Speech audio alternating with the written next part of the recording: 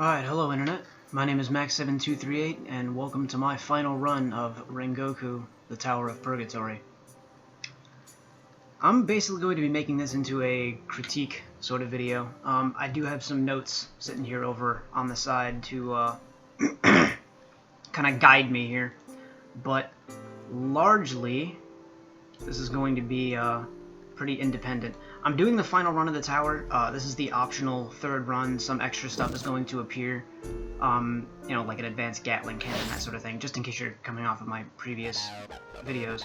But in case you're not, this is Rengoku, the Tower of Purgatory. This is a completed bullet-type character. There's a crap ton of stats on the screen right now that you probably don't understand at all, and that sort of thing. I'm probably not going to be changing my weapons or anything at all, so you're not going to see any other, like, character models and stuff like that. If I remember correctly, in the previous video, I did actually, like, or my final video of Rengoku, I did actually max out my defense stats and that sort of thing. So I'll be doing that again. I just used, like, a save state.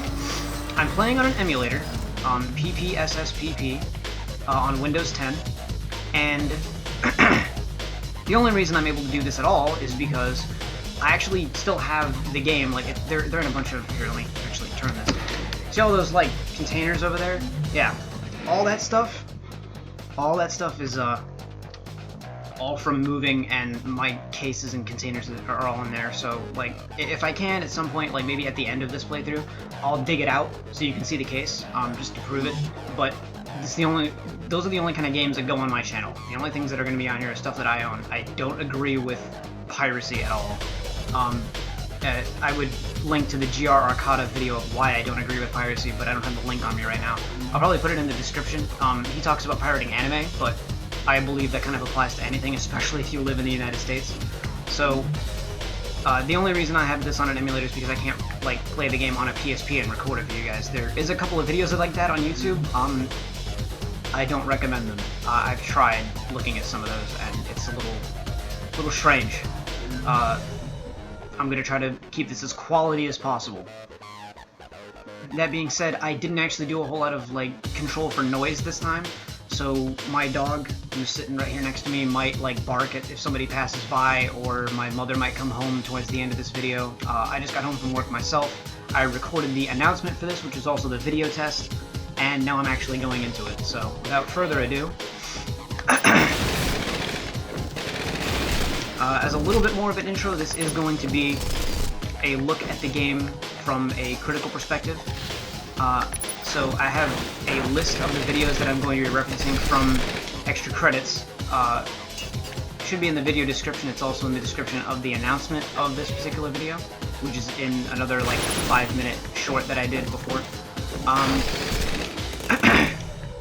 So the first thing we're going to start with is humane design. And they cover a range of topics in humane design, but the first thing in the notes is that while this is largely a numbers game, I mean, if you look at the stats and everything, you could totally turn this into a Skinner box. You could totally turn this into just, like, watching numbers go up and coming back to play every day. And, I mean, if they were to release, like, an MMO, like, free-to-play, like, pay-to-win kind of scenario, they could do it. Like, any developer these days worth their salt could do it, especially out of a concept like this. So, while it can be that, it certainly wasn't developed that way. This game, you play for the story. The numbers that go up are supposed to give you that sense of progression that's, you know, I think paramount to a game. You have to feel like you're getting somewhere. You have to feel like there's purpose to what you're doing. Because without that, I mean, why are you playing the game? Unless the game's story is just that spectacular, because I was talking with one of my coworkers today, and he was talking about still playing Assassin's Creed, and that the gameplay hasn't changed all that much in the recent iterations, but it has kept him interested enough in the story to, like, continue to come back again and again. And so, that is certainly a legitimate reason for playing a game. I'm not trying to delegitimize anybody's experience here. It's not the point. So let me clear this room and we'll move on to the next topic. Don't consider this a speed run. This is certainly not a speed run. If I felt like doing a speed run, then I probably would have made like an impact type character, just to like do some really excellent burst damage. Not to say that I have bad burst damage as this character. It's just it's not the focus of bullet types. All right, so. This game is humanely designed. I'm not going to be just saying where this game does well, I'm also going to say where it fails, so like don't think this is going to be a rave review or anything. I promise, look at things that I like and still tell you what things are bad in it. That's largely the reason why I'm doing this.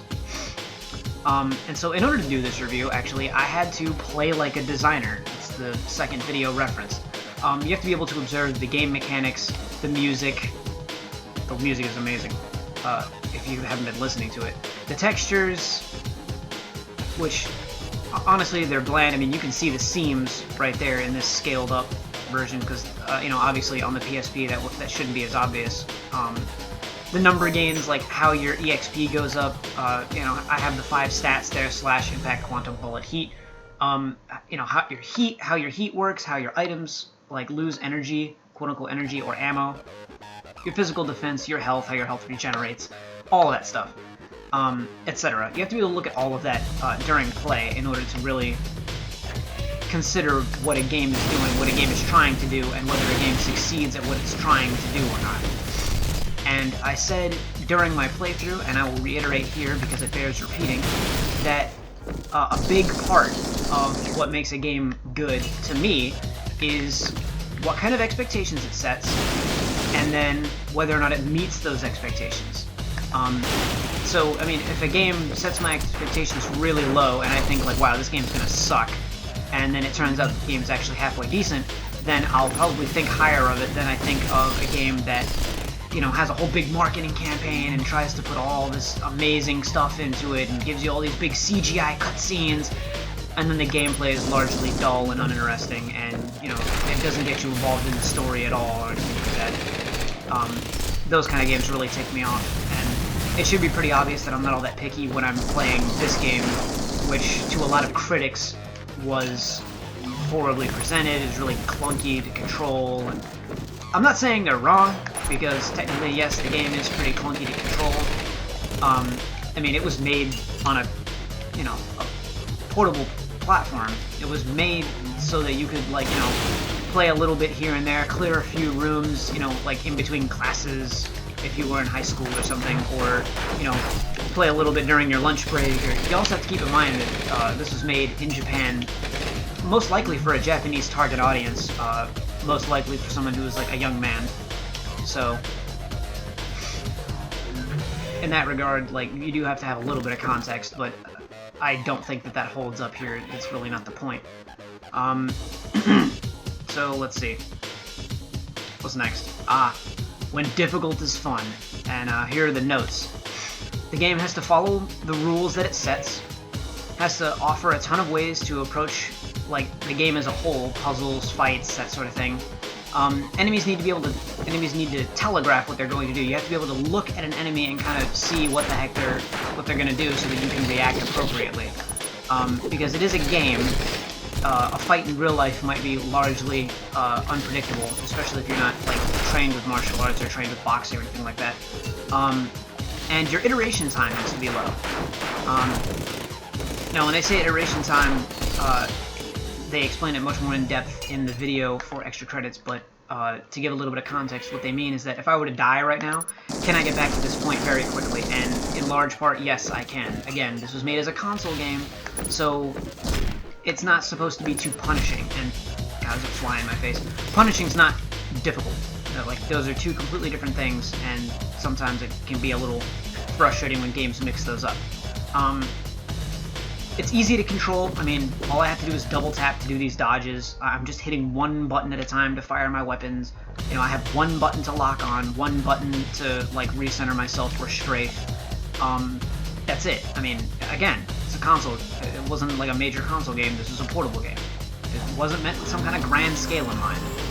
And the difficulty ramps up slowly, and you will see me start to take more damage and that sort of thing as we move through the playthrough. I don't know how difficult this is going to get. Again, this is the third run of the tower, so my character is largely complete and largely beyond a lot of the opposition that I'm going to face. On top of that, I have played this game multiple times, and so I'm pretty much prepared for everything that it's going to throw at me. It's part of the reason why I'm doing this. So, there might be lapses in commentary here and there if the game does get more difficult. I am not a professional YouTuber by any means, and I don't intend on becoming one. So if things get a little hectic in-game, then you might expect some cutouts from me. Or I might just, like, sit here and concentrate on what I'm doing so I don't die too much. Because there is still the possibility for me to die, of course.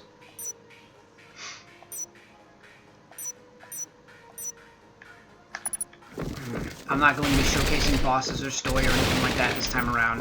If you want that, I have a whole playthrough up. The playlist should be linked. So, how does Rengoku make things difficult, but still fun?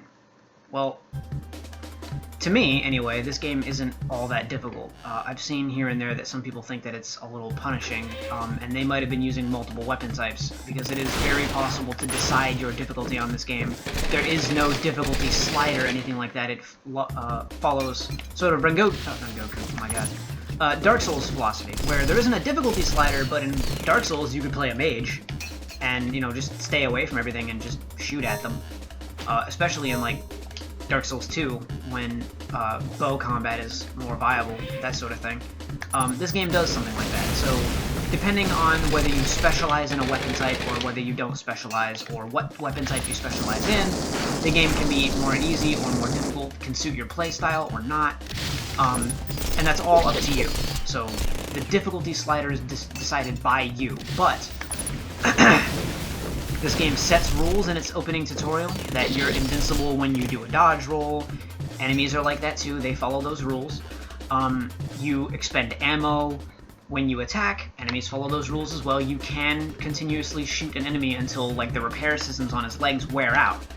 Bosses that doesn't apply to, it shouldn't apply to, because they're bosses. I mean, if you could run a boss completely out of ammunition simply by dodging around and not actually attacking them and then killing them with your fists, I suppose you could do that.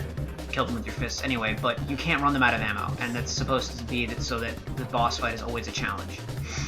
The enemies do telegraph, just like you can see that I have a machine gun on my arms, I have a Gatling cannon on my chest, I have my light machine gun on my head. Just as you can see my character model and you can tell what weapons I'm using, you can do the same thing with enemies. That's their telegraph. And as I said, iteration time is low. If I die, I end back at the bottom of the tower, and I have to basically, you know, load my way back up to the top. But load time is small, and, you know, I only have to go up through a couple of elevators, and then I can get right back into the fight. It's nothing like, you know, for example, to take another, like, Souls series game, Bloodborne, where that game has extremely long loading times, and, you know, when you die, you have to sit there and wait. Or, to take a really extreme example, think of H.E.A.V.E.N. If you ever watched or played H.E.A.V.E.N. When you die in that game, you have to sit there and you are forced to watch a Valkyrie appear and slowly fly down and pick up your body and fly away with it, and then you can get back into the fight after you respawn back at the beginning of the area and run all the way back over there with your slow-paced running with no sprint or anything. That was punishing difficulty. I actually did get a little frustrated at that game from time to time. But like I said, that's a more extreme example.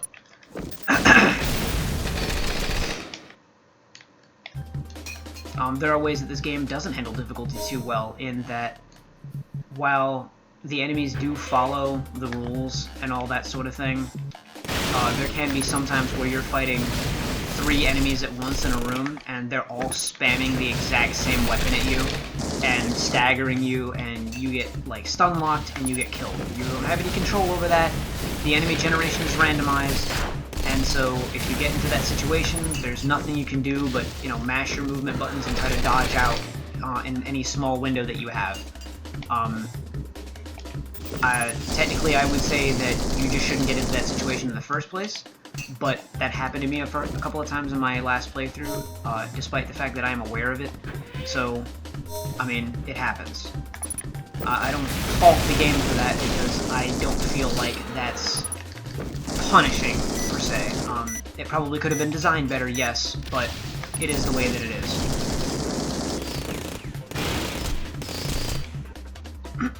So let's see. Yeah, you can wait a minute. I don't even think you can damage me, so... the magic circle. I picked this video for several reasons. As I said in a previous video of my playthrough, and I'm going to say now, this game really sparked a meme with me. The whole being an android, immortality, what is human, so on and so forth, that whole thing, like, it really left an impression on me. And part of the reason why it was able to do that was because it was able to pull me into the world. And in the way of, like, a book, where the magic circle for a book, the threshold for reality for a book is when you open the cover. With this game, it's, you know, with games in general, it's when you start up the console and you boot up the game and you start playing. But to take that one step further, usually games have like an opening cutscene or something that can kind of give you a little bit of insight into what it is that you're about to face. And this game, in particular, hits a lot of points that I really like. I love to see in games the old cliche of you see your rival, or you see your villain, or you see the final boss. He's presented to you, so you have some kind of a goal, and you realize, like, okay, well, you know, this is what I'm going to be aiming for. You can see that in games like Mega Man X. You can see that in games that, like, start in the middle of something. Like, you'll be seeing that in Black Rock Shooter, actually, where they start you off with a bunch of skills and everything, and you're fighting one particular high-level enemy, and then you really start the game and you're stripped down and you don't have anything, and you have to start with just basic stuff. I like that. Or, like, think Metroid Prime, or really any Metroid game, where they start you off and you got all this gear and all these cool functions and everything, and then, like, something happens and the suit is damaged, or they skip back in time, or, you know, something like that, and you're stripped down basic again. I like that feature, and I think this game does that well. So the new game cutscene really pulls you into that. It shows you the final boss. It shows you Griffiths. That's the red android in the cutscene. And the music is simple, it's melodic. The music in this game is largely like that. It's good background music, like good, you know, to complement the game atmosphere itself, and it's also very good music just to sit down and listen to. I've listened to this soundtrack over and over again. I can't even tell you how many times. Not that I've done that like every single day, but, you know, say one day I kind of feel like listening to Wanderlust from Rengoku 2 as the credits theme, and that's the end of my playlist, and so then I get up to the next thing on the playlist, which is the opening song to this game. And so I let that play, and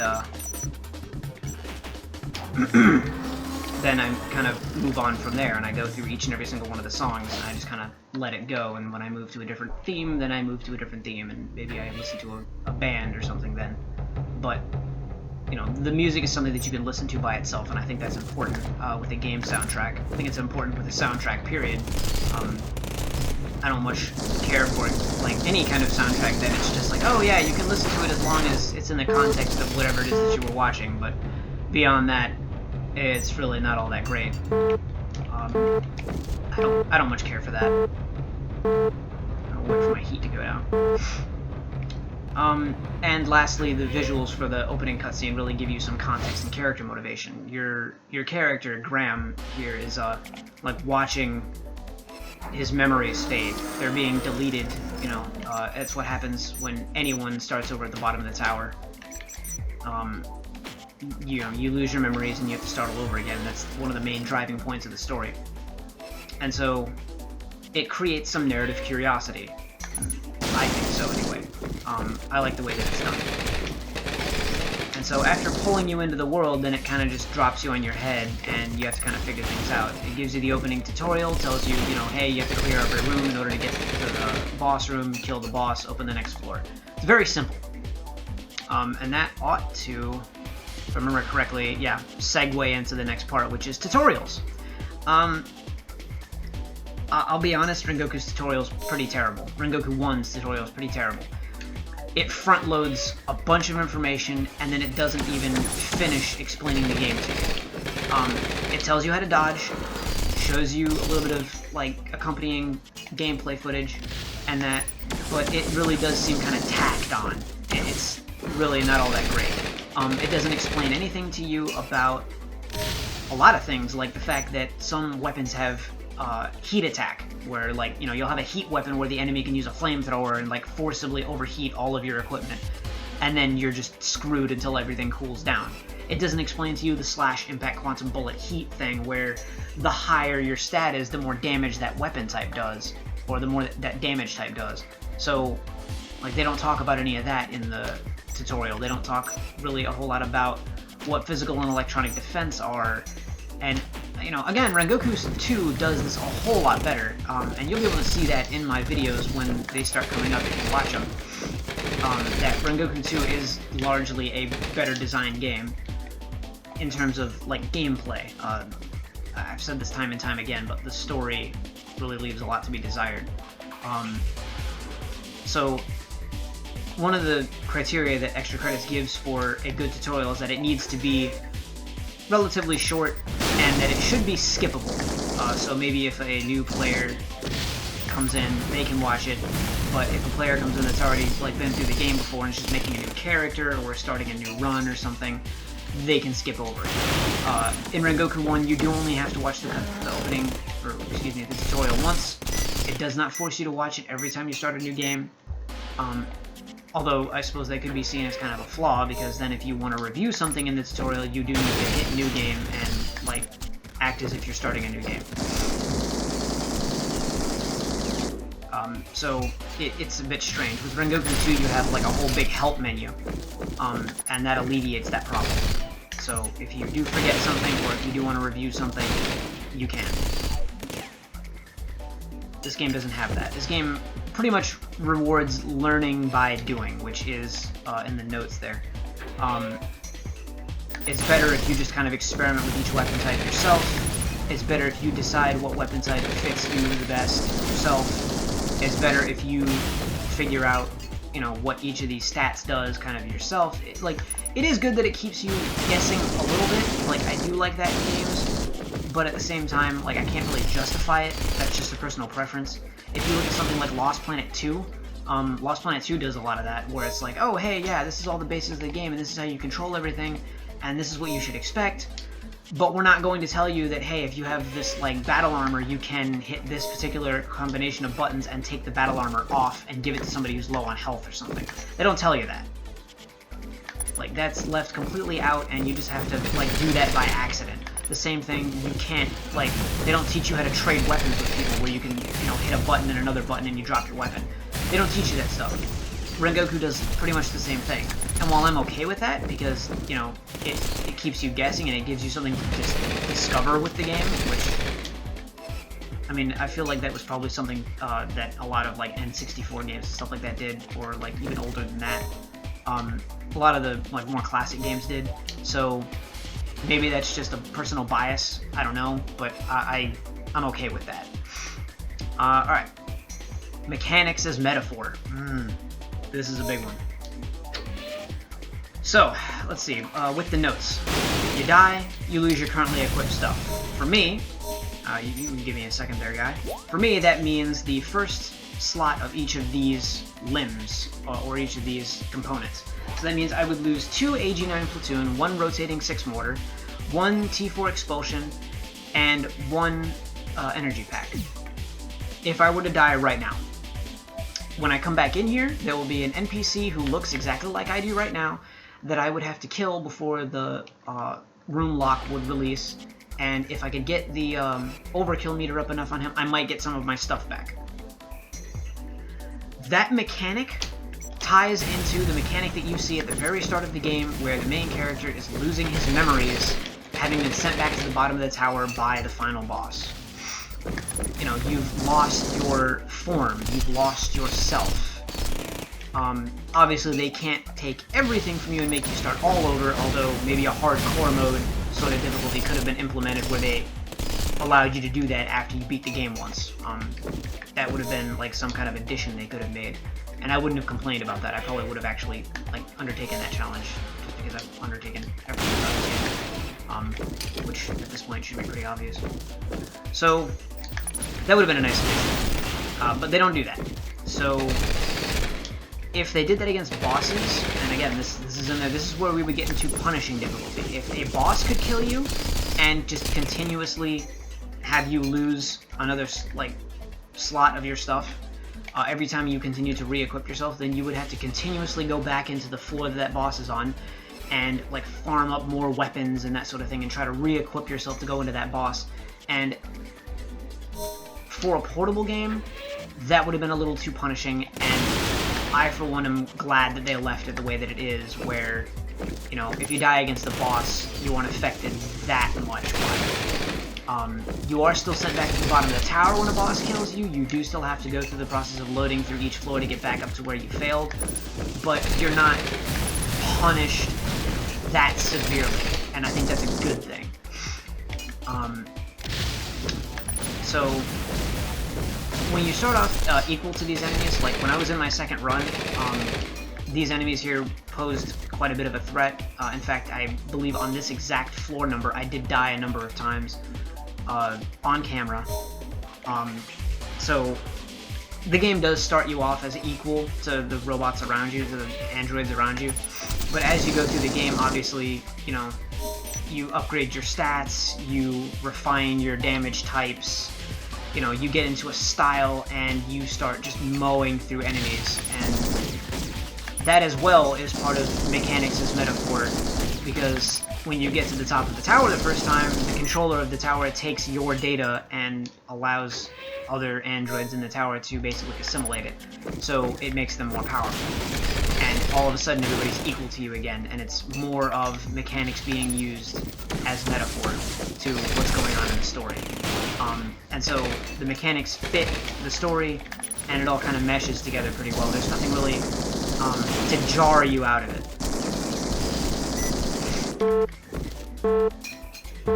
Oh, my nose is so itchy. Change of the seasons and all that. Sorry. I do have allergies. Thankfully, I'm not really sniffling or anything right now, because I feel like that would be ruining the experience. Oh, there's a sniffle. Okay, the Uncanny Valley. Ooh. Okay, this is a good one, and it's a good thing that we're going back to the main room now, so I can talk about this and actually like show some accompanying footage, because this is a good one. Rengoku, like I said in the notes, Rengoku really straddles this Uncanny Valley. This idea of if something looks human, is it unsettling if it's not actually human? So let me restore all this stuff, and then I'll be unequipping all of my weapons. For those of you who are sticking around who haven't actually watched my playthrough, then you'll kind of get to see what I'm talking about with what the main character looks like underneath all this stuff. So this will be your first look at him. So here we go.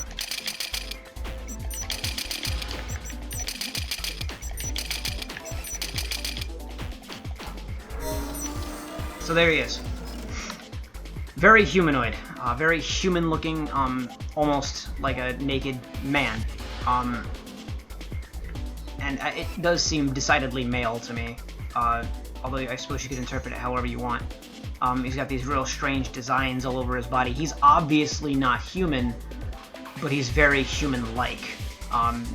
And especially if you see like the opening cutscene to the game, not necessarily to the story, they show you a really close-up picture of one of these H.E.A.V.E.N s.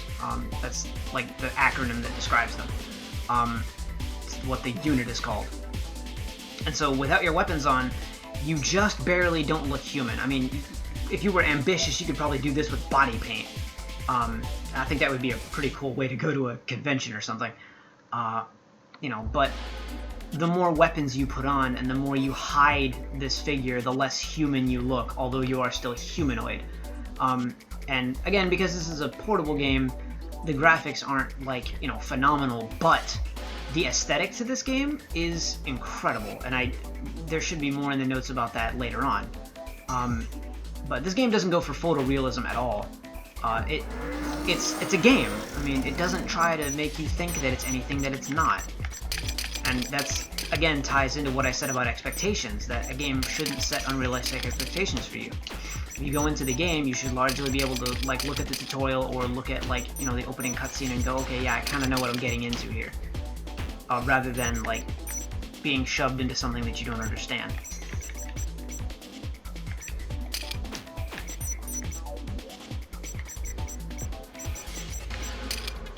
Not the laser jammer, what am I doing? I see the X and I just immediately started putting stuff on. Okay, there we go.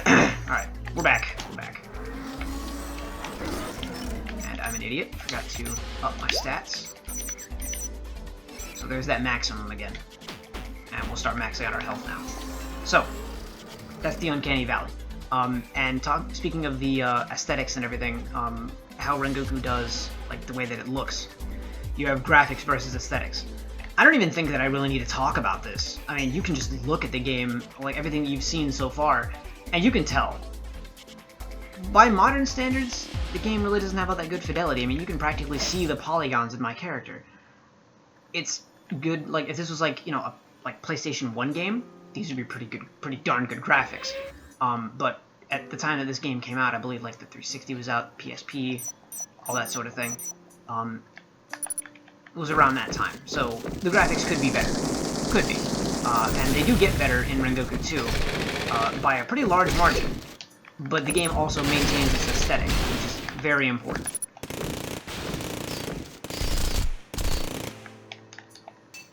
Without maintaining the aesthetic, I would think that was a little annoying. Here's another new weapon for those of you who are continuing. The Omega repair system. And it is the highest form of it, if you couldn't tell by the Omega. I did run into something earlier, the Plasma Slasher. I forgot to mention that, but that would be the highest form of the Plasma Cutter. The aesthetics of this game are phenomenal. There's some concept art that you can earn after every boss that you defeat in a gallery. I'll be showing that towards the end of this. I'll probably put an annotation here so that you can go and look at it if you want to skip up to that or something like that. But yeah, the concept art, the character design and all that was all done, I think, with the way that it's presented in the credits and all that by one person, H.E.A.V.E.N. And you can't deny he knows what he's doing with character design. Look at that. Like, I have an aesthetic. I have something that it all fits together. And even, like, in the detail, like, you can see the, like, thinly bundled wires there on my character's neck, and that kind of, like, moves down into the chest and down into the torso, and then, like, through the insides of the legs there. Like, and if I change to different weapons of the same type of damage type, then it still holds an aesthetic.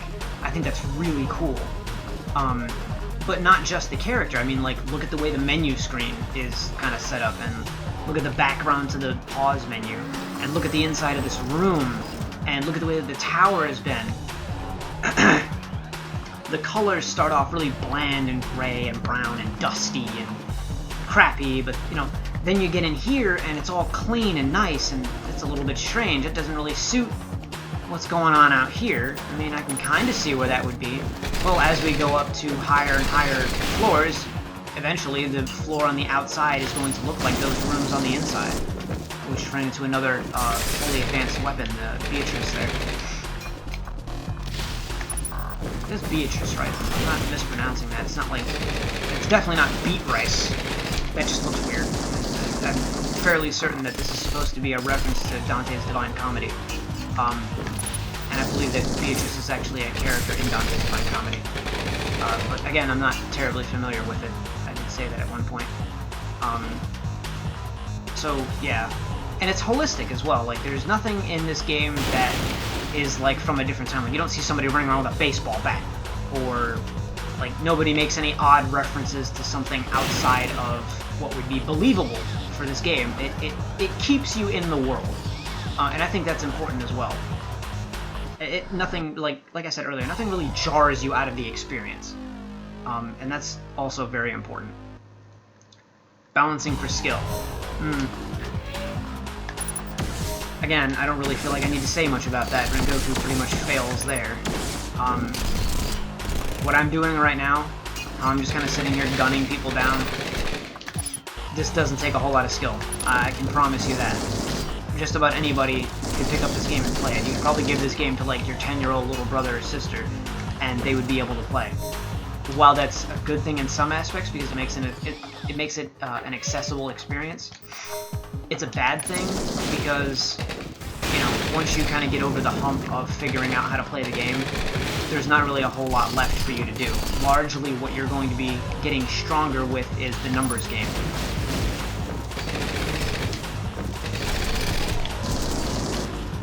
And so that kind of draws away from it. You know, when you say that this game balances for skill, again, the difficulty is largely decided by you as the player. So if I was to be doing what I'm going to be doing in Rengoku 2 and using a bunch of different varied damage types, then all of these other damage types here would be leveling up much more slowly than my bullet did, and therefore I would have a lot lower multipliers on all of my damage. That means that the higher I went up in the tower, the harder I would have to work to get these kills. And I would run into enemies that had armor equipped that I wouldn't be able to damage at all, much like a lot of the enemies aren't able to damage me with some weapon types because my defense is so high. And if I would have put on armor, that would just get even worse. So if you take that harder route, if you try to use different damage types, then really just railroading yourself, then you've pretty much opted into the hard mode. And so it will take more skill, but that doesn't necessarily mean that the developers really balanced for skill because, you know, largely the easy way is still, you know, fully accessible to you. And, you know, again, I don't really consider that a bad thing, but at the same time, it could have been done better. It could have been designed a bit better. It could have been designed differently to balance for skill a bit more. And I feel like if they ever actually had done a console release for this, because they did announce a console release, Rengoku End of the Century, I believe it was, and it was supposed to come out on PS3, and for whatever reason it was canceled, much to my lamentation. But, you know, it was a disappointing announcement. But that being said, jeez.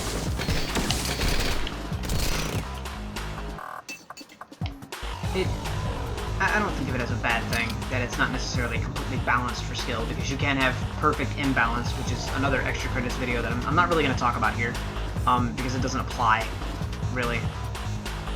I mean, if you want to talk about, like, offsetting it, the game does slow down your EXP gains. Like, right now, I'm capped. Like, you're not seeing, like, bullet +1 anymore. You were at the very beginning of the video, if you go back and look. Like, I was still leveling up bullet a little bit, but I didn't have too much further to go. I did really focus on bullet damage, and I did try to put in some variety in the previous playthrough. Like, I tried, out of recording, I did go into, like, impacted heat a little bit. You can see that there, but it really didn't work out. I would have had to farm a lot longer, and I didn't want to do that for this time I played the game. I didn't want to remember it like that. So I just kind of resigned myself to my fate and went with bullet. And I could have probably alleviated that if I had saved this little, like, critique, and I had actually gone back and, like, grabbed some of my mortar cannons and that sort of thing, and, you know, just stayed on the first floor. But I wanted to show an entire run from start to finish without, like, any cut at all. Like, you're going to see the full run of Rengoku as if you were playing it through the story on the second half. That's pretty much what this is. But you can balance out your stats like that. Pardon me. So, let's see. Depth versus complexity. You can tell by now, this isn't all that complex of a game. This game is not all that deep. The deepest it goes is what the heck do these stats do. I told you what these stats do. Complexity gone. It's not that complex. Very easy to understand, very easy to get into, very easy to play. There's a lot of, like, in-game knowledge that you would need in order to be successful, but you'll gain that by playing. So, not really all that bad. Like it says in the notes, if you want to know what you need to know about this game, you kill everything, move on to the next floor. Done. Very simple. You know, no questions there. The question comes into, like, oh, well, what kind of playthrough am I going to do this time? Or, you know, I've never done a H.E.A.V.E.N playthrough before, I've just done bullet characters, let me try out H.E.A.V.E. Oh, I really like the H.E.A.T axe, but I think the H.E.A.T sword really suits my purpose better, it's got more reach and stuff. Oh hey, these grenades do a lot of heat damage, but they do some impact damage as well. It's kind of balanced out. I'll use that as like more of a ranged option, or if I can get an enemy into the corner that can launch a bunch of grenades and like really, you know, like keep them stuck there. That sort of thing. That's where all of the depth comes in, is choosing different weapon types. So if you don't like the game to begin with, you know, if you don't like the atmosphere and the gameplay and everything, then you're not going to do that. You're probably not even going to get far enough to even consider doing that. Which is a little sad to me, but, you know, people are going to like what they're going to like, they're going to hate what they're going to hate, and I'm not here to really influence anybody's preference, per se. Now, speaking of grenades, heat up. T9 Twin Torpedo, yeah. See, the T9 Twin Torpedo actually isn't even the highest form of that. I should have some with me. The, M3 Riot grenade launcher. That's the highest form of the grenade launcher. So some things we're running into are of a higher form. This guy right here, this guy is from the first run. I just killed him in like 2 bullets, and he just dropped basic stuff like the grenade launcher. There you go. But pretty obvious that that's the most base form of the grenade launcher when it's just called the grenade launcher, and everything else has cool names. Oh, and he has a heat sword.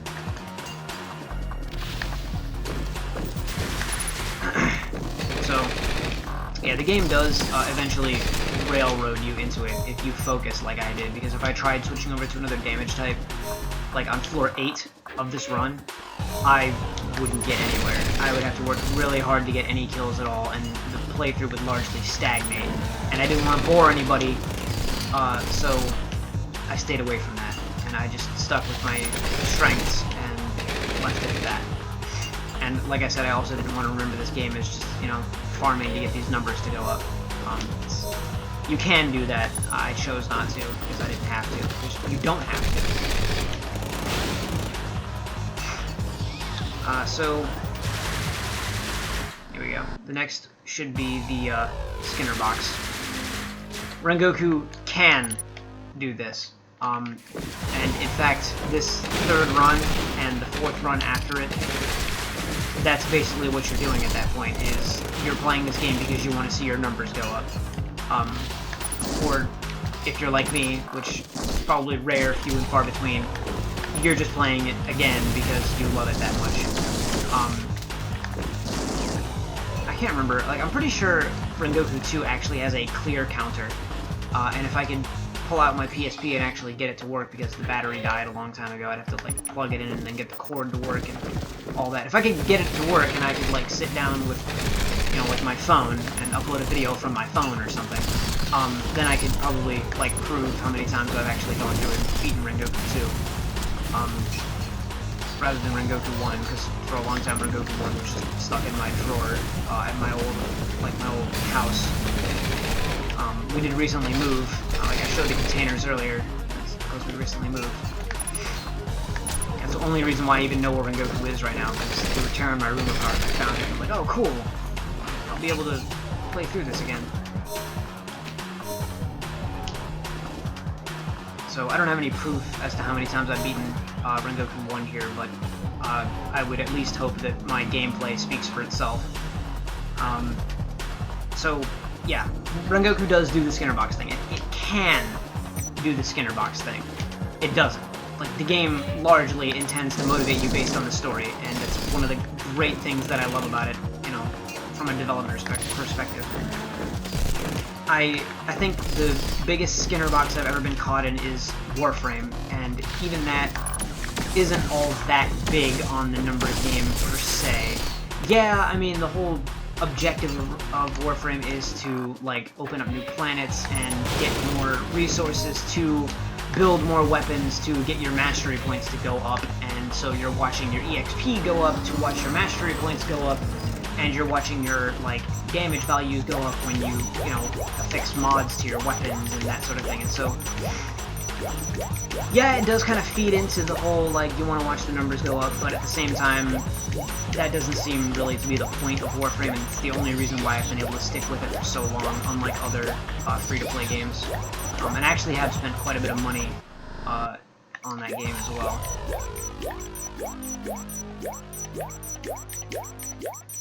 I was able to spend more money when I was studying abroad in Japan because I had $400 a month as the budget for me to live on, and I was eating for $12 a day, so I was able to pretty much do whatever the heck I wanted with it. So I pretty much did just, like, you know, oh hey, I got 50% off coupon on Platinum, let me buy that. It wasn't, you know, like I was just shelling out money. There we go. So Beatrice. No, like, special anything in here, but this is the highest form of, I believe it's the Sanctuary? No, it's the Plasma Shield, that's what it is. Wait a minute. Okay, yeah, it is the Plasma Shield. I was about to say, like, did I just completely mistake that for the fake Dragon Wing? But no. Yeah, I'm actually gonna put that on, and we'll just see how ridiculous my defense gets, and we'll see if anybody can damage me. 730 each. Pretty ridiculously high, especially considering that, like, my AG9 platoons here are doing 200.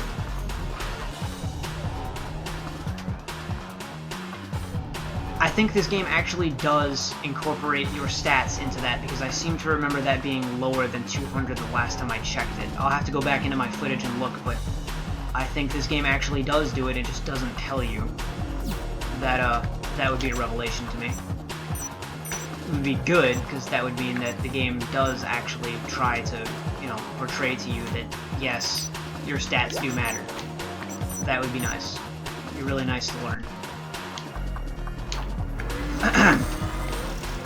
So, yeah, the game largely tries to motivate you on the story. It really doesn't try to keep you here to watch your numbers go up. And the last topic we have here, as we're moving into Floor 5, is exit points. And this game does have a lot of exit points. It's a portable game, after all. The game was built to be on a console where, I mean, you could just flick the power button and it would go to sleep. You could stop and start at any time. And so it was meant to be this, like, bite-sized kind of experience. The levels aren't all that long, as you've seen. Like, it's only been, like, what, 45 minutes or so? And I'm up to Floor 5. Like, this is basically passing the halfway point right here. That's not all that long. You have exit points for if this guy had just beaten me, and I wasn't on camera or something, I could just go like, oh, well, crap, guess I'll go back up to the first floor, save the game, and try again some other time. Or, you know, something like that. It doesn't try to force you to stay. As you've seen when I'm going through rooms that I've already been through previously on each floor, I can just, you know, like, here, I'll even demonstrate. Here, let me clear 2 rooms, this room and the next room.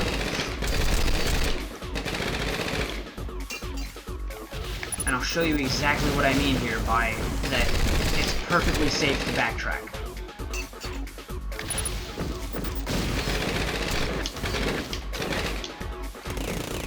Oh god, not the floating mines. Oh hey, look, floating mines can damage me. Look at this guy. You're technically evading whenever you actually, like, throw one of those out. That's what makes it a really good PvP weapon in my, at least in my experience. This game doesn't have any online, so I was never actually able to, like, play with other people over the internet to compete in this game. But it does have a versus mode, and I was able to play it with one of my friends back when I lived in Florida several years ago. That was an interesting experience. Right, come on. Come on. Don't put me through this. Come on, dude. I'm trying to show these people something. Be nice. Okay. Without getting blown up by all these floating mines. Phalanx NL, that's another maxed out weapon we got here. Okay. Let's say I'm trying to get back to this, like, base room here. And I'm going to be passing through this exact room that I'm in right now, and an enemy spawns in here. And so I'm standing here at the door, I walk in, and I hit the lock-on button, and oh crap, there's an enemy there, and I'm low on health. Walk out, turn around, walk in, enemy gone. I did that several times in my playthrough during the playlist. I might be able to do that as I, like, clear floors, but like, that's another mechanic that the developers probably didn't need to leave in, but they did. And what that allows you to do is backtrack safely all the way to this room, or choose to engage in combat and accumulate more items and that sort of thing before you continue onwards. Oh man, didn't I say it? The Phalanx NL, that's it. That is the highest form of the Gatling cannon. Well, I noticed it, I didn't remember what it was. Now I remember what it is. There we go. Let's hope that I can get a bunch of them so I can have a couple of backups. It's got a base of 320 instead of 300, and I believe that the base Gatling cannon is like 280. I don't know. Again, I'd have to go back and look at my footage. But, you know, so, exit points. If you get bored, you can leave. This game, like, doesn't punish you for having to put the game into sleep mode, or doesn't punish you for deciding that it's time to stop your run for the day, or anything like that. Ooh, wow, it heats up a lot faster.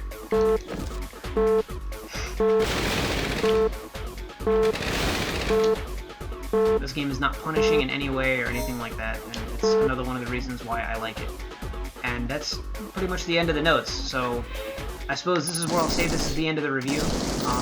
If I find something else to talk about, I'll talk about it, but pretty much I'm just going to put in an annotation here for the ending, so you can see the gallery for the game that I'll be like putting up when I'm done here.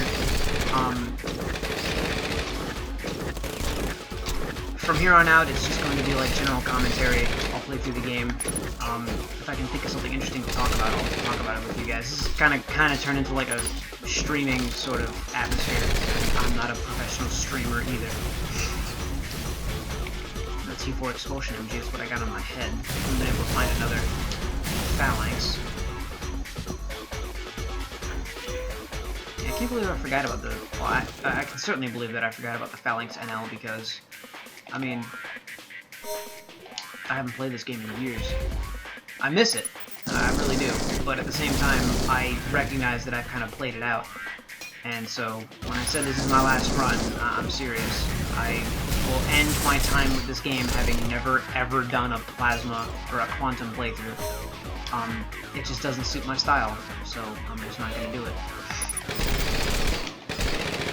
I can recognize the merits of plasma weapons, and I'm able to use plasma weapons, and like, you know, I might do like a 4th run or something, maybe just so that I can like grab the highest iteration of each of the plasma weapons and like, you know, just go through with it, just so I can see it.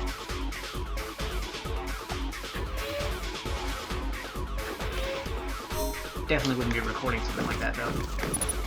When I talk about like monotony, nobody would ever sit through something like that. If anybody even sit through anything like this, you know, like I said before, I don't intend on being like professional or anything. I don't intend on just getting any kind of real attention. Or this is just for those people that are so into the game that, you know, they're at my level where like I've written fan fiction and I'm doing a video review and I did a playthrough and I want to write a book based on it and like all kinds of stuff. I mean, when I said this game profoundly affected me, I mean it profoundly affected me. And it's not something that I'm ever going to apologize for, because at the end of the day, this is something that's become a part of me, largely. And I'm not complaining. It does have quite a few shortcomings. I mean, I think I said this in a previous video and like during my playthrough, but the idea that X is the activation button and X also is the, like, you know, the button for me to use my Gatling cannon here means that I can walk up to a door and not be perfectly aligned and suddenly be shooting out of my Gatling cannon. By the way, like, I'm using a controller that I bought while I was in Japan. It's some off-brand thing, but it's got Xbox controls on it. I'm saying X like the PSP X button, like the game's native system.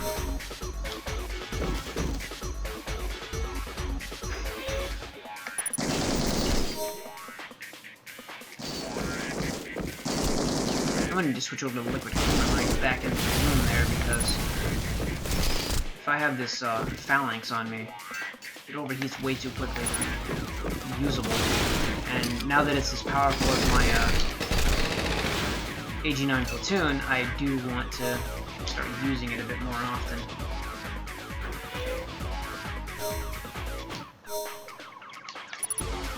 Got a weird floor setup here. It's taking me a while. If you've seen my previous playthrough, this would have largely been the part where I just cut and would have said like, "Oh hey, yeah, I'm back. I'm at the boss." Like, you're not gonna get that here. This is a completely full, uncut playthrough of one run of the Tower of Purgatory.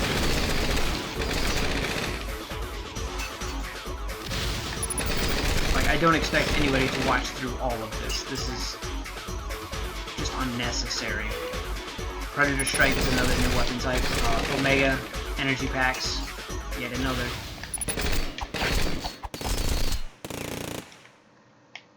EM good Godspeed. I'm not above using speed ups though, because this is an emulator, and I don't feel like, you know, slogging through the whole thing and like walking around really slow. Oh, that's nice. I thought this was gonna be a whole bunch of series of hallways. Oh god. Really? Really? We're doing this? Can we not do this? This is exactly what I didn't want to happen.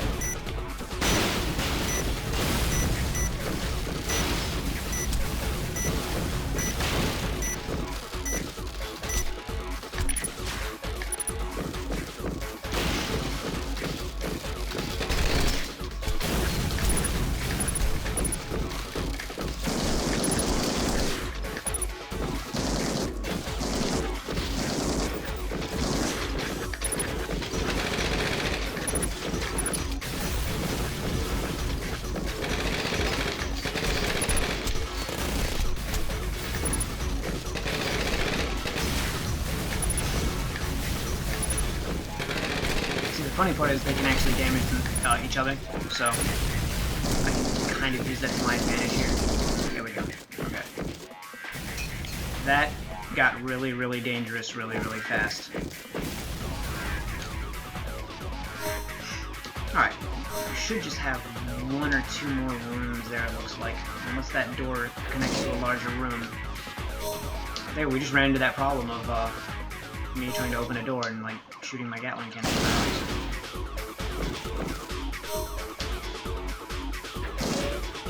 And again.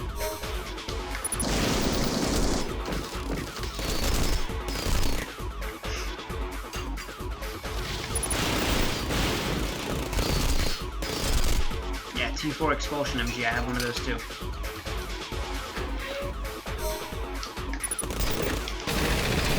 I got enough with the floating mines already. I would be so happy to get away from this floor and away from those floating mines.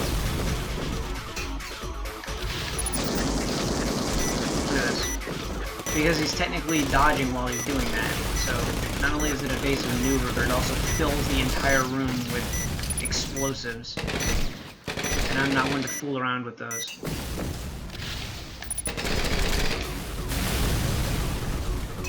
They cause heat up. They do pretty large chunks of damage because they are actually like grenades, so they can punch through my defense, and I don't like that. I would like to maintain my image of being completely invincible, and I don't want to die this entire playthrough. Just because, number one, that would slow things down, and I would like to finish this before my mother gets home from work, and it sort of interrupts the recording. And I would also like to finish this as quickly as possible, just so that this isn't like an extremely long video. It's already going to be an extremely long video, but like, you know, all of this takes up space on my computer, and on top of that, I have to keep it on my computer until it's fully uploaded to YouTube and processed and all that, just to make sure there's no errors or anything like that. So it does kind of need to stick with you for a little while. That's a lower form of the thing. Okay, I get it. You have a slay spear. Get out of here.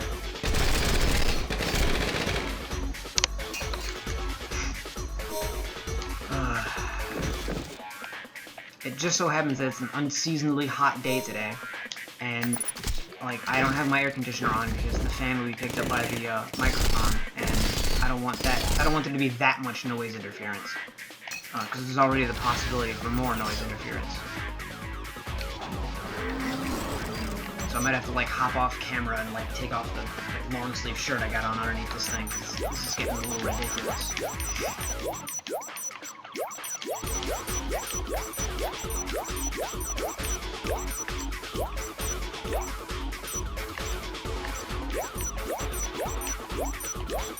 I'm actually going to be able to, here in a second, show off a little something interesting, and I might make it the, what do you call it, the thumbnail of this video, what I'm about to do here.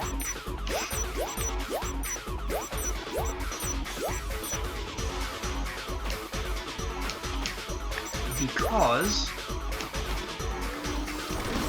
ladies and gentlemen, you are about to see the main character of this game, perfectly recreated.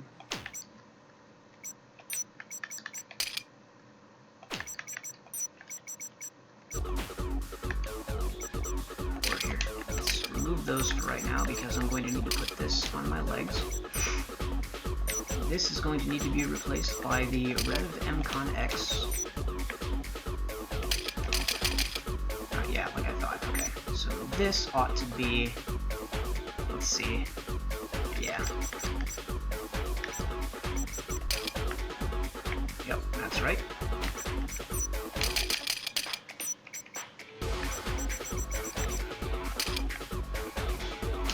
And last but not least, just everything that's not involved in this. Where is it? There it is.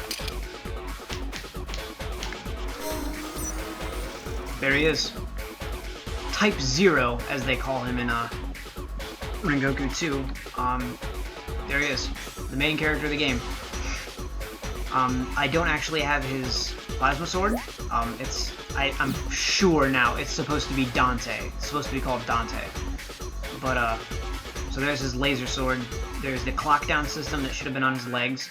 The Godspeed on his head, the H.E.A.V.E.N on his chest, and the fake dragon wing on his arm. Just to show that yes, you can look like all of these characters. It is completely possible for you to imitate everything that you see. And that is, again, something else that's important to game design, I think.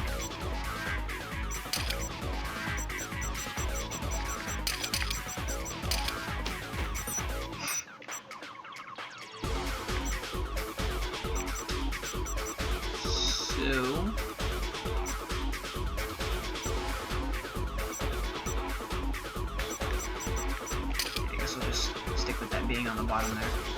And now that we have some backups for our phalanx, we can get rid of our rotating 6 mortars. And there goes that.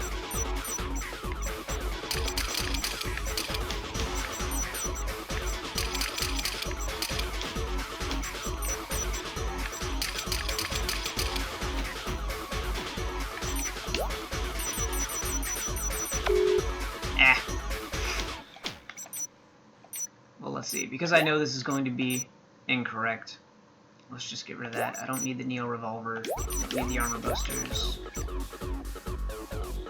I'll hang on to everything else, though. Because that'll be something that I might be able to use in my next playthrough for Plasma. Yep, there it is. We are approaching the maximum HP. And we will be done with the numbers game behind this game.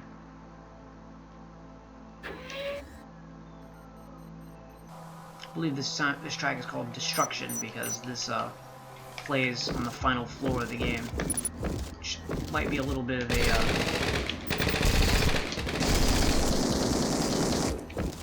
I don't know, a reference to the final floor, and this guy being related to the final floor is a little interesting.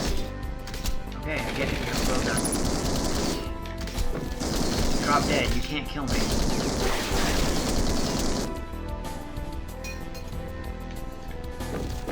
Maybe not.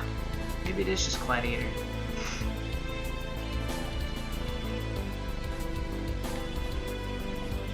could be mistaken. I know for a fact that in Rengoku 2 there's a sword called Dante, and it swings differently. But for now, that's what we've got.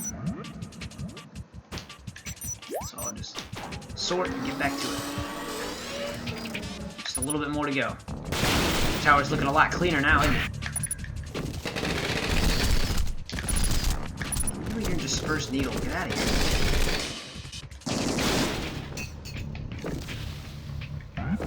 I'm not even tempted to use that myself. I'm not a fan.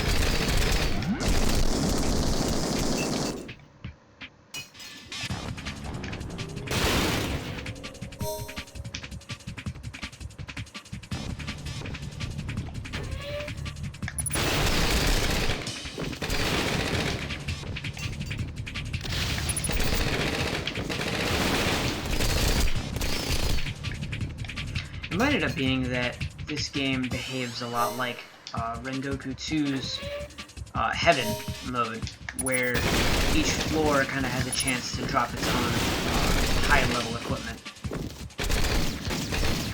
as opposed to them being able to drop just anywhere, and, you know, I just never noticed.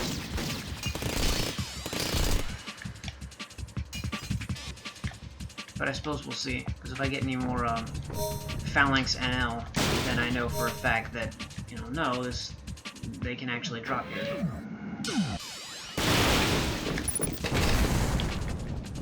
I'll be doing only one other long video like this, and I intend on that being The Tower Man Lives. Just a full run of the game, because the game is largely about music, but, you know, I want to do it all in one go. First, so that, you know, nobody thinks that I'm trying to, like, showcase the music of the game or anything like that, but also because I want to show off the story. You know, I'm not trying to take credit for any of the, like, you know, gaming or anything here. Like, it's just my gameplay, and I'm adding the commentary in so that it's at least somewhat legal. Because I know that there have been a lot of cases of companies just not liking people putting the footage of their games up and asking for it to be taken down. And I don't want that to happen, but if I do get a request, like, for these videos to be taken down or something, then down they go. I put a lot of work into them. I hope that doesn't happen, but at the same time, I'm not the one that made the games. I'm not the one that owns the rights to it. I mean, I was going to play the games anyway, like I said, so why not record it and try to get it out there? It's just, you know, my whole mentality. I would like to talk about things like that I intend to do for the channel here, but then if I say them here and then I forget to say them again, then they're going to be lost in like a 2.5-hour video from me that no one's going to ever watch, so like, that doesn't make any sense. Better just wait and like do a channel update or something, now that I know that OBS can handle the webcam. Speaking of, I should probably check on that, just to make sure that it's still working. We are still recording. It's been a minute, or an hour and 7 minutes. Huh, a minute, yeah, like I could beat the game in a minute. That'd be some serious cheating for a speedrun. Yeah, we've had the CPU consistently around like 17%, it looks like. Well, it jumped up to 27 now that we got an enemy in the room.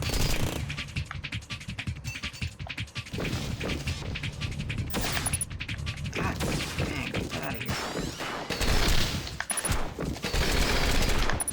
I can't wait till we get into like Rengoku 2, and I can show off some of the other like playstyles that I like to use for the like advanced gunplay and that sort of thing. Not entirely sure how I'm gonna go about that. Like, I would like to show off some of the bullet stuff in there too. I'm probably gonna do what I said you could do here, and like bring high-level stuff into a like starting run of the tower, so that I'm fighting lower-level enemies with really high-level gear, and I'm able to like bump up my stats really well.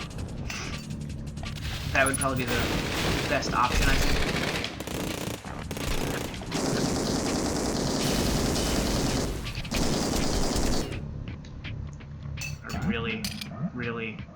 Really don't like those floating mines. Really thought we'd gotten away from them.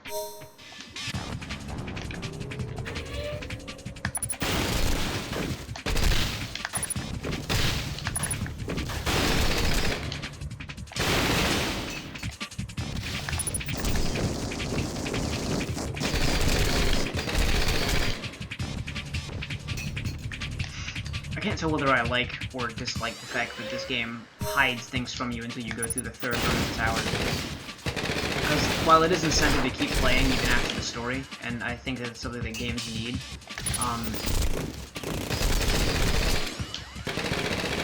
I think I agree with Rengoku 2's ideas more, where they just add like sort of like a challenge mode with the Heaven A, Heaven B, and Heaven C. But, you know, I can't really complain about that because they did think about it and they did do it, just in the sequel. So, still there, just not in this game in particular.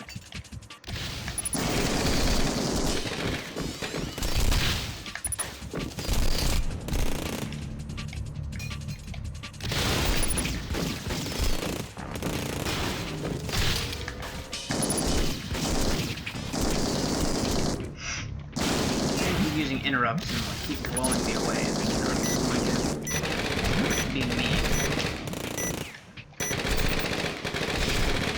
There we go. Okay. Now I can use the total recovery.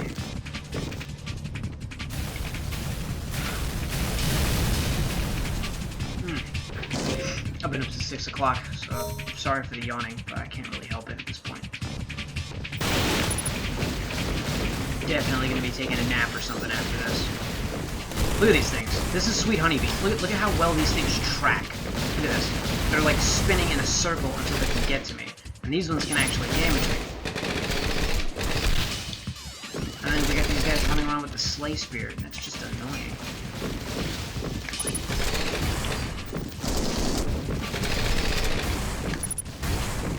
I don't see you trying to swing that axe at me.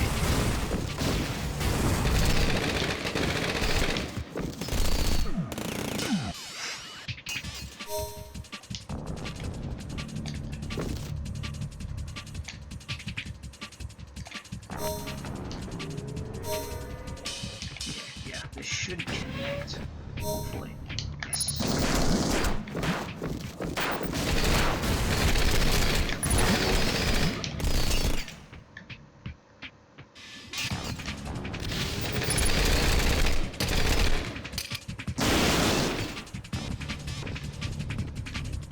Oh, that was fast. Alright, moving on.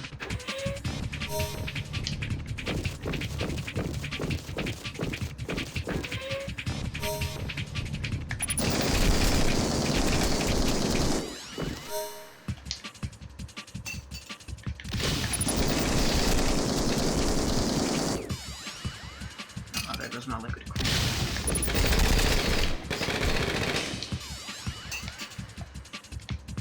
Oh, that's alright. Got to the next room anyway. A lot of these two-sided rooms. I don't recall this floor setup, so this might be my first time in a long time actually seeing this. I can't imagine that when I used to play this game, I didn't see every single possible floor layout because I played this game a lot.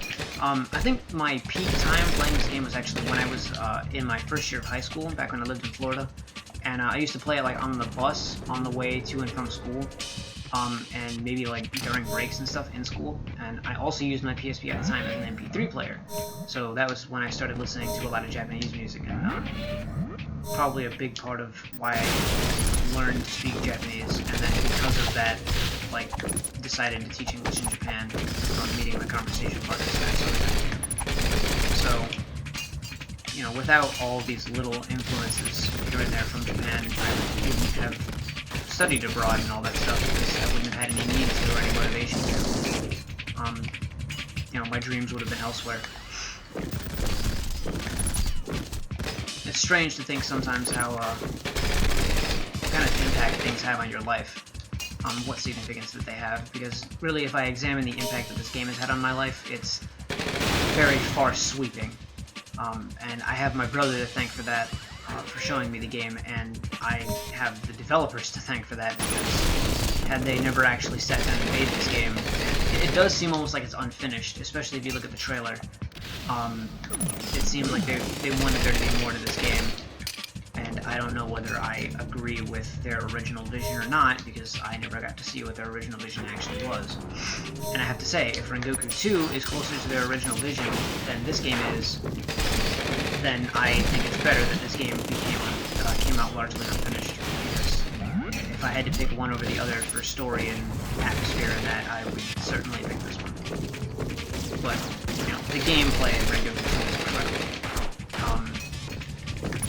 This would probably be the best place, now that I think about it, this would probably be the best place to put the ideas that I had always thought of for, like, a Rengoku console release. There's not really a suggestion box for Konami, and even if there was, I doubt they would listen to me.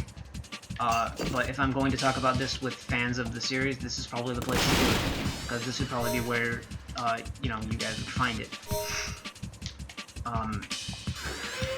I'd always wanted there to be a Rengoku console release, and when I heard that there was one, like, in planning, I was ecstatic, and I couldn't wait.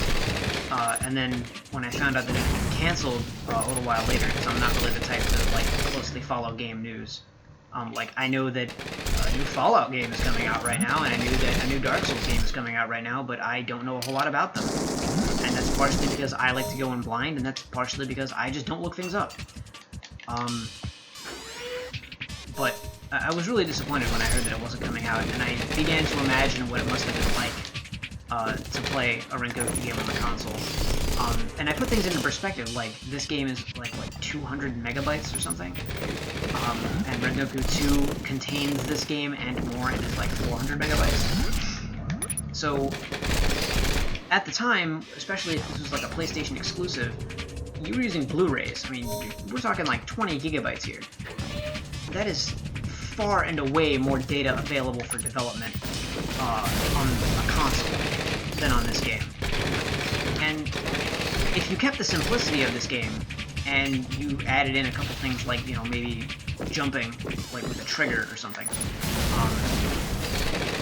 that would have been pretty interesting. Or like, you know, I don't know, like maybe changing your weapons on the fly. Instead of like hitting the select button in Rengoku 2 to go into the like swap menu, you could have just like had it as like a weapon wheel or something, where you like hold down the right trigger and then you like, you know, hit down on the right stick or something, and you would like change over. Aside from doing like little extra things like that, I didn't really imagine control so much as I imagined gameplay. This game wanted to do a little bit of PvP, like there's a versus mode in it that you need to be in the same room to do. So if they added multiplayer, how would that play out? Well, at the end of this game, and this is not really a spoiler at this point because I have the whole playthrough up, you know, fair warning now, spoilers. At the end of the game, when you escape the tower and you see the, like, you know, the barren wasteland and all that, you see 3 other towers, right?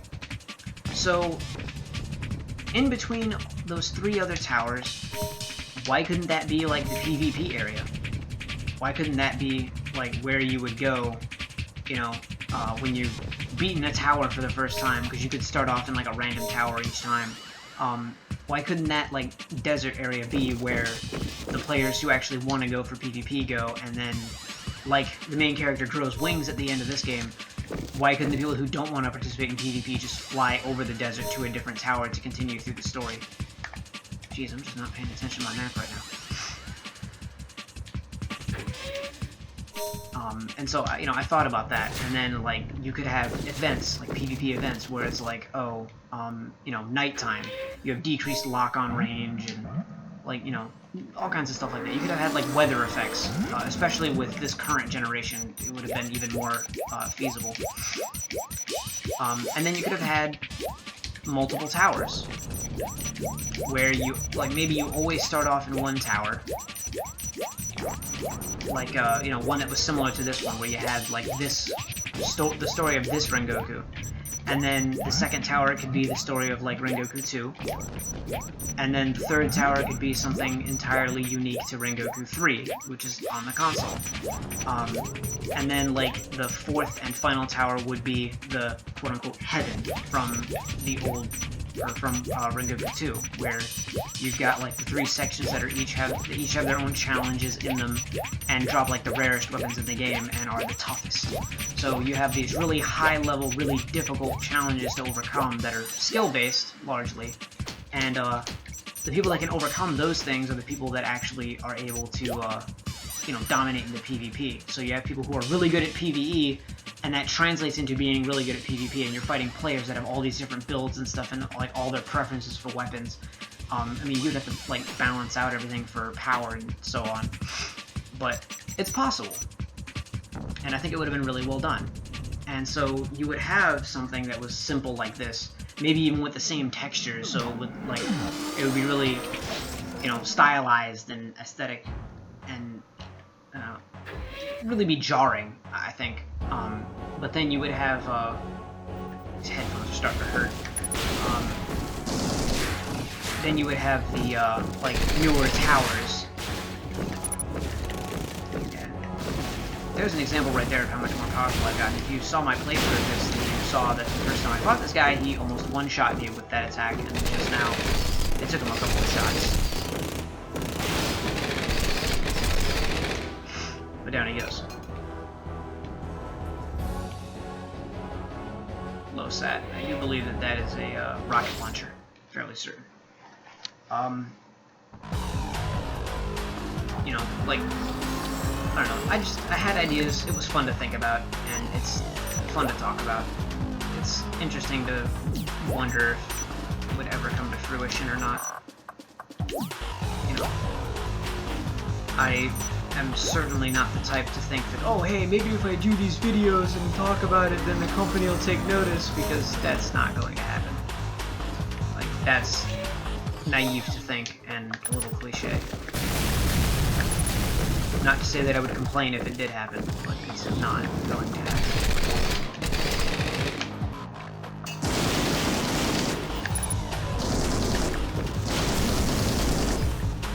Almost there. I might make it before the 2-hour mark, before my mother actually gets home. I wouldn't mind too much, I guess, because like I said before, I didn't really worry too much about like controlling for sound and all that stuff this time around, because this is largely, you know, like a stream almost, not really like a playthrough of the game. It's really long. It's gonna have YouTube's whole feature of, like, you know, watching a long video where it remembers your spot if you leave, and it'll remember when you come back. So, you know, people quit watching at a certain point and do actually feel like they want to continue watching, they can come back at a later date. I don't know, like, rewatch the whole video or anything.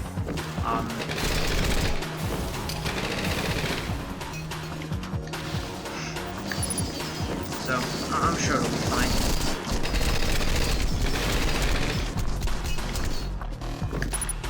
As long as OBS doesn't crap out on me. OBS has been great. I used to use the XSplit Gamecaster back when I used to record, and my mouse was all over this the screen and everything, and so on and so forth. This game, or this recorder, is much better.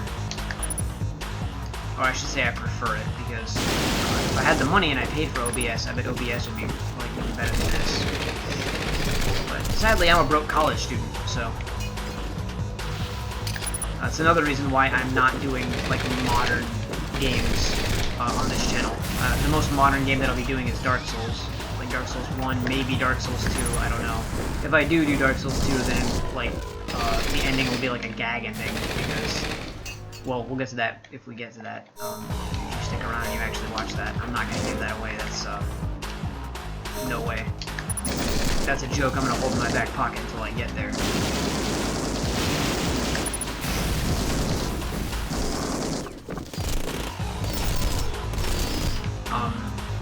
I said I wasn't really going to talk about this stuff, like, in this video, but I will be making announcements. Like, I'm not going to forget. I'm very forgetful, but there's no way I'm going to forget that. I will be making it like a channel update where I talk about this, but just so that I have something to say, and I'm not just, like, staring at the game and the camera's just running for no reason. I'm going to be doing an in-character playthrough of Dark Souls. And I say that as like an in-character playthrough, but what I mean is that if you look at what's going on with, like, you know, Dark Souls 3 is coming out, people have already said everything that needs to be said about Dark Souls and about Dark Souls 2. Like, I have nothing else to add to the conversation when it comes to, like, reviewing. There's no point. Like, there are people who are much better reviewers than I am doing those games. I'm doing a review on this game because if anybody is the quote-unquote authority on this game, it's probably going to be me. I somehow doubt that there are people out there who have played this game as much as I have. It's, you know, I wouldn't call it an obsession or anything like that, because quite honestly, I could just pause the game and stop recording and never play it again. It's just that I have such preference for this game. I have such love for this game. And I know that it's probably a little unprecedented, but it's my preference. So, but that said, what I'm doing for Dark Souls, this quote-unquote in-character playthrough, role-playing the character as I go, I want to do that because I feel like the best playthroughs I've seen of Dark Souls 1 have been blind. Dark Souls in general, games like that in general, they're best done blind. It's the most interesting, it's the best way to, like, watch somebody else play it, because you can compare your first experience. And, you know, it's pretty cool to sit there and be like, oh, I wonder how he's going to deal with it when he gets to this, I wonder how he's going to deal with it when he gets to that, instead of just watching somebody who knows what they're doing, and sitting there and going like, oh, well, I wonder if he's going to go with this meta solution or that meta solution. And then you get there and it's like, oh, okay, yeah, he went with that meta solution, whatever, I went with the other one. Or like thinking, oh, is he gonna like cheese out this encounter with a bunch of poison arrows, or is he actually gonna go in there and fight, because it's a really stupid fight, like, you know, I don't want to be doing anything like that. That's part of the reason why I'm doing an in-character playthrough. That's part of the reason why I want to play as the character, because it's a game that allows you to do that. I suppose this game does kind of call you to do that yourself, but Graham's character, the main character's like personality and all that, like, it's all largely fixed, and this game is linear, so you can't like, oh, I'm gonna clear floor 5 first this time. Like, no. In Dark Souls you can say, hey, I'm gonna clear the catacombs first, and you could totally do that if you're good enough. I won't be, that's not in character, but it's possible for like a challenge run to do things completely out of order, especially if you have the Master Key.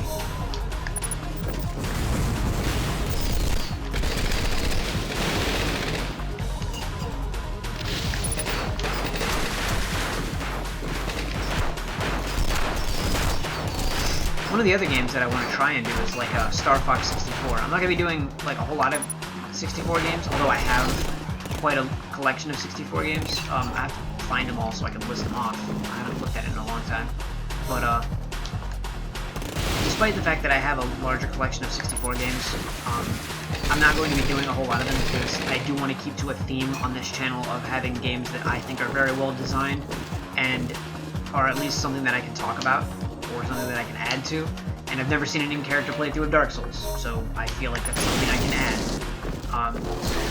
I'm sure I'm not original with that. I'm sure there's gotta be some playthroughs somewhere on YouTube of somebody role-playing a character while they play through the game.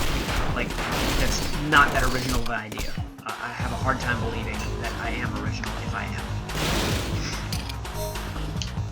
But if I'm not, hey, cool, you know, that's fine. If I am original, then, you know, even better. I've got something that I can actually add to the Dark Souls community, aside from my other really crappy fanfiction that I still need to complete. As I said, I'd make a sequel, and then Dark Souls 2 was a colossal disappointment when my old computer broke, and I couldn't do the playthrough of this game, and so many things went wrong there that it was just like, oh, well, you know, all my motivation was killed. Now that I've got this computer back, I was already in the middle of writing another fanfiction for, like, Destiny, and then Destiny let me down, and now I'm having a hard time with the motivation for that one, but I'm so close to the end that I want to finish it anyway. There's so many things that losing your computer does to you that I never really considered until I was invested in things that required my computer to do.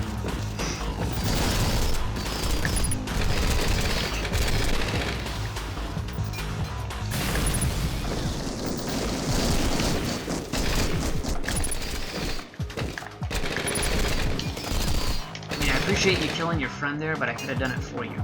I promise.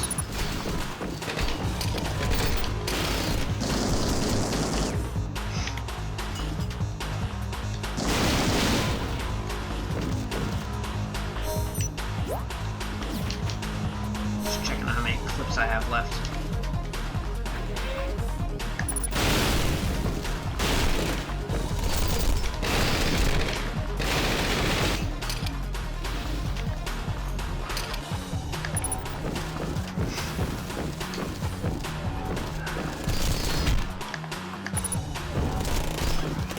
Destruction mace, I'm guessing.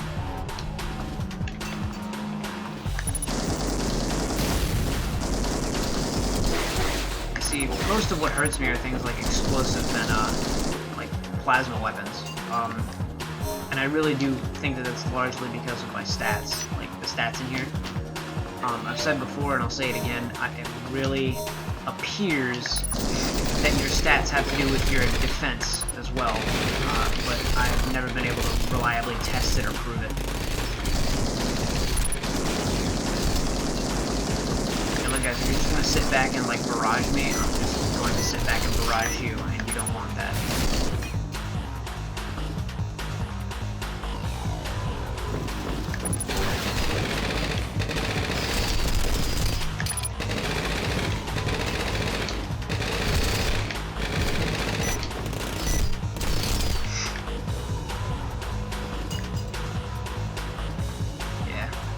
I honestly hope that at least somebody is looking forward to Rengoku 2 when I play it, because it's so much more of a spectacle than this game. I mean, this game, I'm pretty much just kind of like walking around, targeting an enemy, shooting at them, targeting the next enemy. No big deal. At least with Rengoku 2, it's like, you know, flipping around here and there, and like, the melee combat's much more interesting, and there's combos and all that sort of stuff.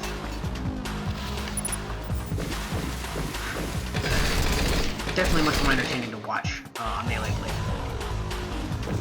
Just like I feel like it would probably be pretty boring to watch a mage playthrough of Dark Souls.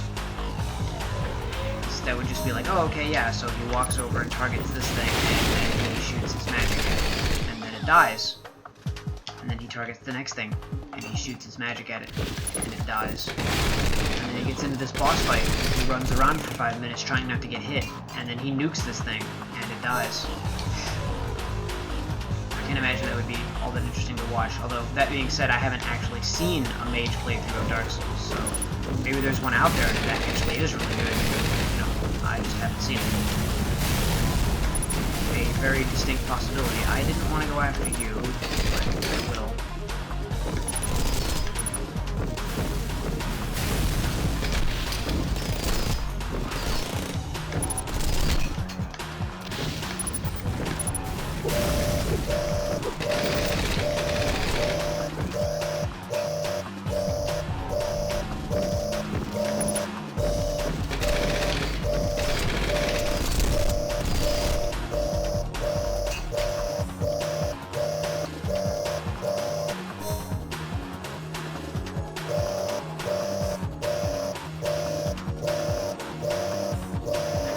Say during my playthrough that your health regeneration rate was largely fixed, and that the higher my health went up, the slower it would seem to regenerate.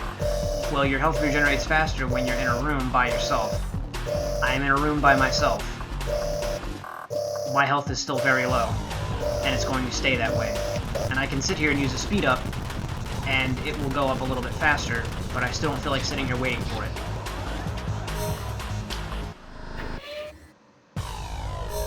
Pretty ridiculous when you get up to high health, and I'm at max health right now. And it just occurred to me that this will be the first time that these floors are actually on my channel in their entirety, because I did cut these videos to avoid annoying some people and like creating monotony, because I did not want monotony in like a walkthrough style playthrough. Not that there really needs to be a walkthrough for this game, but I feel like anybody out there who has trouble now has something, you know, to reference. Bullet characters do make the game quite a bit easier. I like the way the bullet names the gunplay functions as a bullet type character. So that's what I do. All up to preference.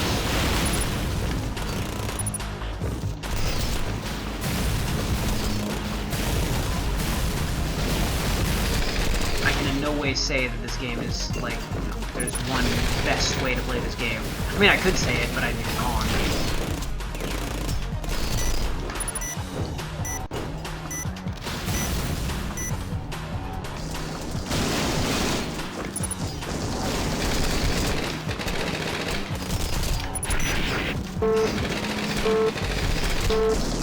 That heat sword, though.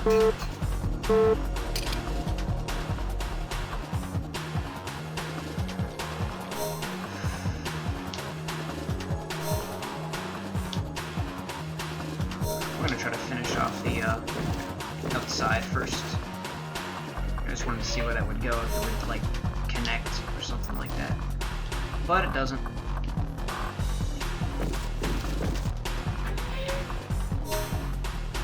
Oh, alright, maybe it will.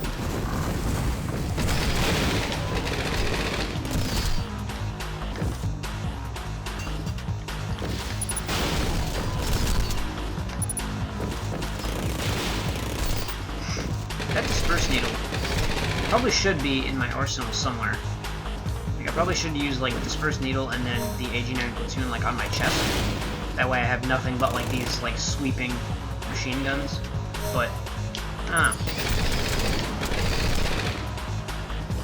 just doesn't seem to be my style. Then again, it would be good to have a weapon besides the Gatling cannon. I'm not sure. If I have enough dispersed needle, then I will change over so I can try to add a little bit of variety into this very, very long video.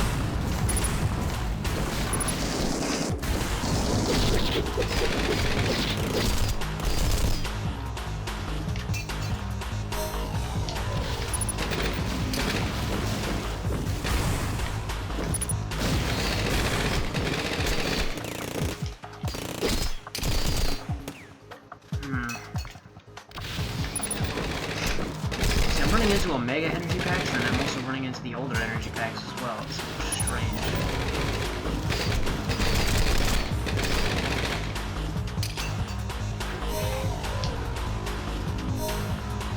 Are we gonna ignore the center there? Doesn't look like there's any doors connecting to the center. I hope we are. I don't want to fill in the center and then have to go up to floor 8 and go through all that convoluted BS as well. It'd be really nice if we got the floor set up of the previous time I went through floor 8, because that was just full of a ton of big rooms, and so, you know, the bigger rooms take up more space on the floor, obviously, and so therefore there's less space for them to actually input things that are going to slow me down. Like, you know, long series of interconnected hallways with only one entrance and one exit. Those are annoying. And having those appear can really bog down the playthrough.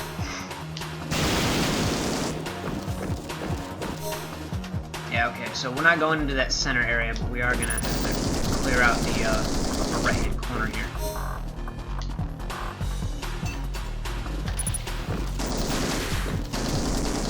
That guy was from the first run. We've run into a few of those here and there.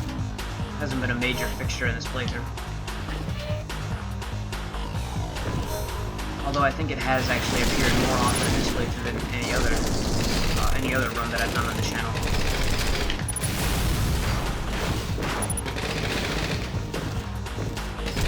I remember running into this particular room before, a long time ago.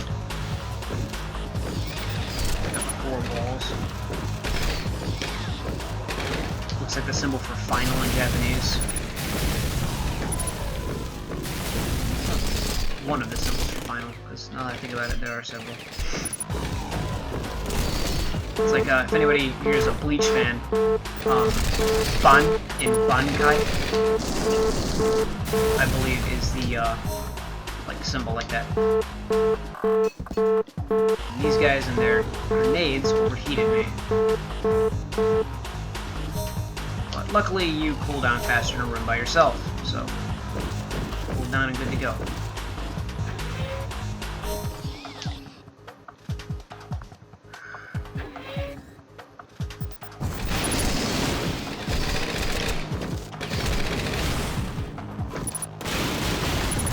reason I didn't like take a nap before I did this, so that I wasn't like falling asleep after being at work all that time.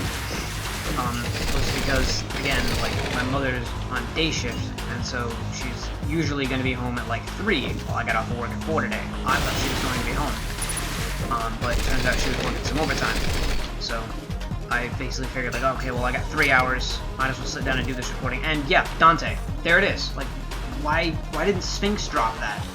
It seems like that would have been a very good item for Sphinx to have dropped. Not some random schmuck here on, like, floor 7. Although it is a powerful weapon, so I suppose floor 7 is a good place for it. It's just, I don't know. Seeing Sphinx being given a little bit more respect than that would have been nice, that's all. It's one of my favorite bosses.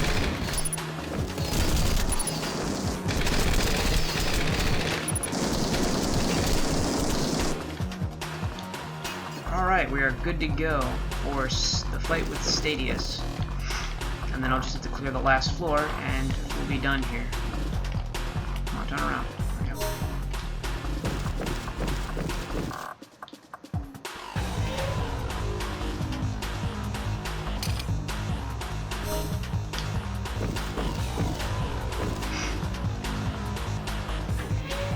The bosses in Rengoku 2 are changed a lot from Rengoku 1.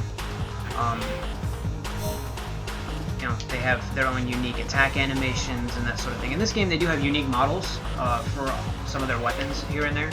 I think that's pretty cool, but I still think that the like design in Rengoku 2 is better. Really, if they could have just kept the same story, I would have been so much happier. I don't want to have to criticize either of these games. Like, I love these games to death, but God, the story in Rengoku 2 is bad. Comparatively, the gameplay in this game is bad. I just got rid of a dispersed needle by accident.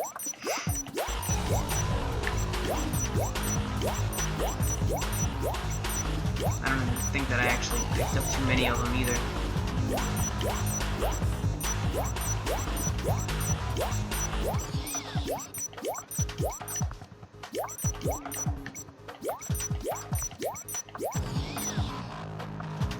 Yeah, no. I think those are the only 2 that I picked up. I probably wouldn't have wanted to equip them if I only had 2 anyway. Because I have to use the liquid cooler there with them. And if I try not to, then I have to manage my heat too much. And I don't know. These enemies do still pose a threat, so I don't want to underestimate them. Like I said, I'd rather not die for this entire playthrough. Mostly because, like, it's being done on camera and it's all in one go, and you know, I don't want this to take any longer than it has to. I'm not trying to like extend this or keep anybody here or anything like that. Like I said, I doubt anybody will watch this far anyway, so I'm really not terribly worried about it. The thing that I'm most worried about is my mother getting home and like the noise interrupting the recording. Okay, you can keep your MCON way over there. And despite the fact that that is a pretty intimidating linear order, I don't care.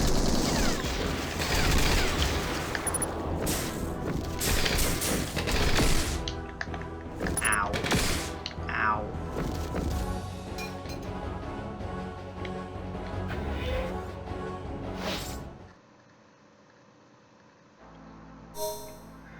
Okay, final floor. Oh, wait a minute. Let me go in here and cover my HP. Yeah, be a good idea, right? Right? Oops. Turn around. There we go. Oh man, I think this is going to be the large room setup. Seems like it might be. I really hope it is. That would make my life a lot easier.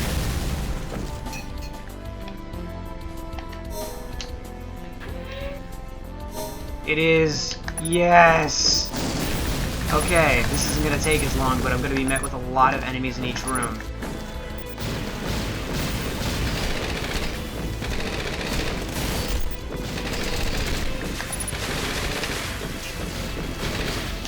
Ow, god dang it.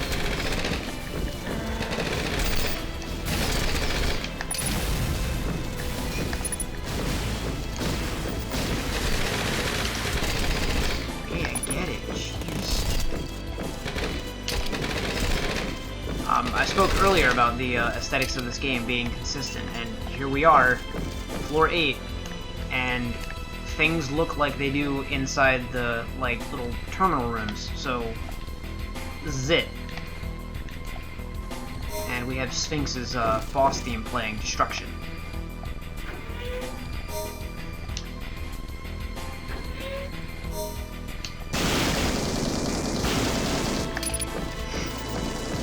I did not see that on the ground there. I just ran forward, and I happened to pick it up. That guy, oh, he had armor, but he had a lot of health.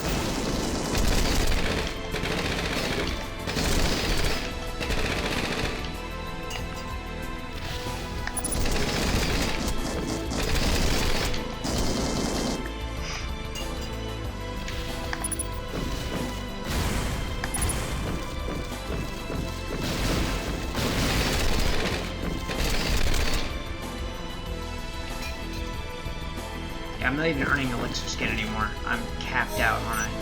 Yep. Everything is capped out. The optional third run has been largely successful. I've died. I found all the weapons that I wanted to show off that only appear in the third run so far. Like even Dante. Beatrice. The only one that I haven't found that I don't even think is in this game is the weapon actually called Griffiths, which is a flamethrower, at least in Rengoku 2, and it's supposed to be the flamethrower on the main villain's head.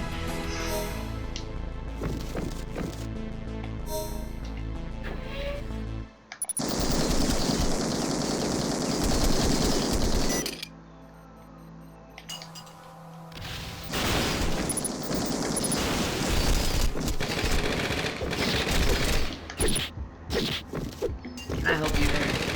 Like, weirdo. Putting a sword on your head in this game, not the best idea.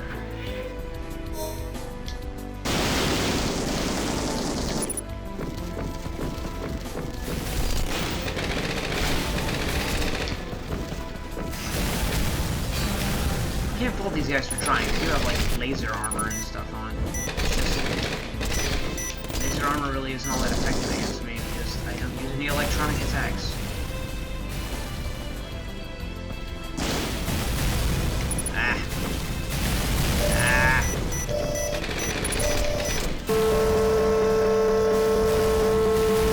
Yeah, see, there we go. And that's what makes H.E.A.V.E. a very effective playstyle.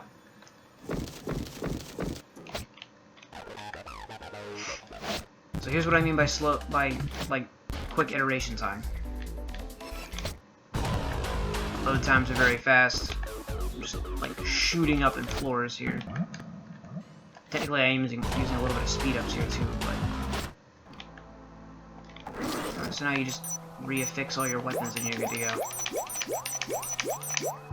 The later on you get, the more quote-unquote punishing it gets just because you have to load through so many different floors to get back to where you were. And this is why you keep spares of your favorite weapons.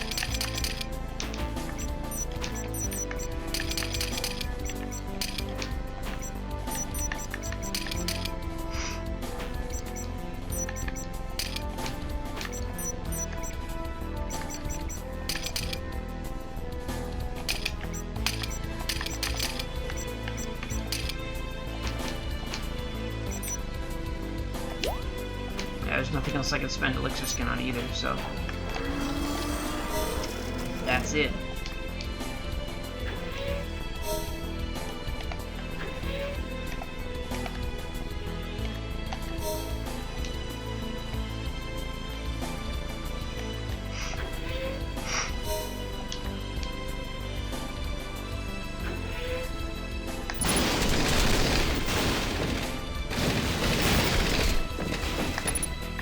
Check me out. It's me. I can't even damage me. And yet I can damage me.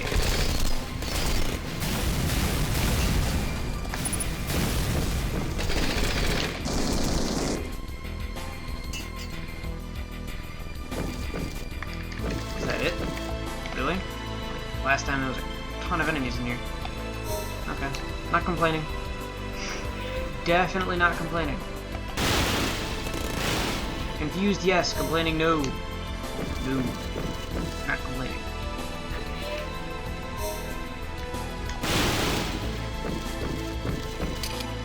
That might as well have been a total recovery. Cooldown, endurance boost, and energy boost.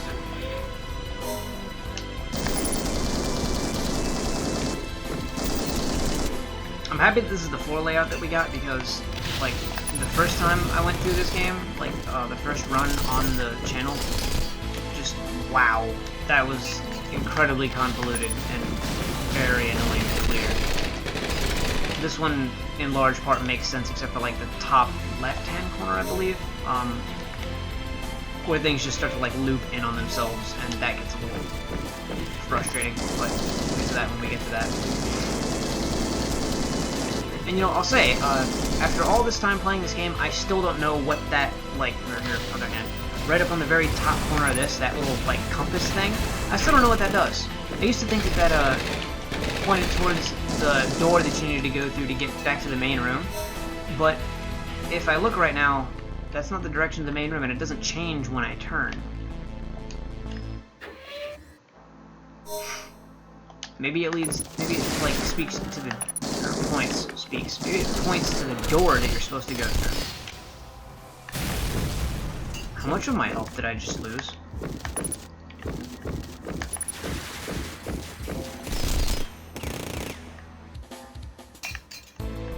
Or did I just not lose any and I'm just thinking that I just lost a ton of health? Either way.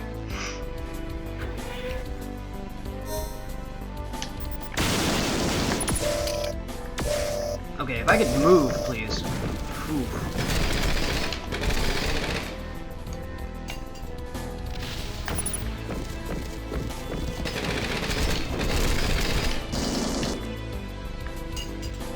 I already died once on camera. Don't need to do it again.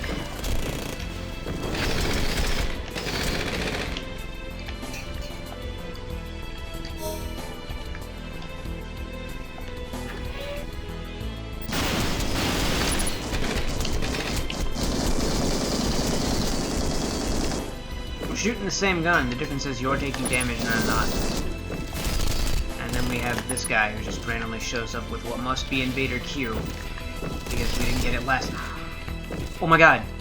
He's got one of the rarest weapons of the game on his head. You see that? Hang on. Like, I'm gonna... Hang on, let me kill this other guy.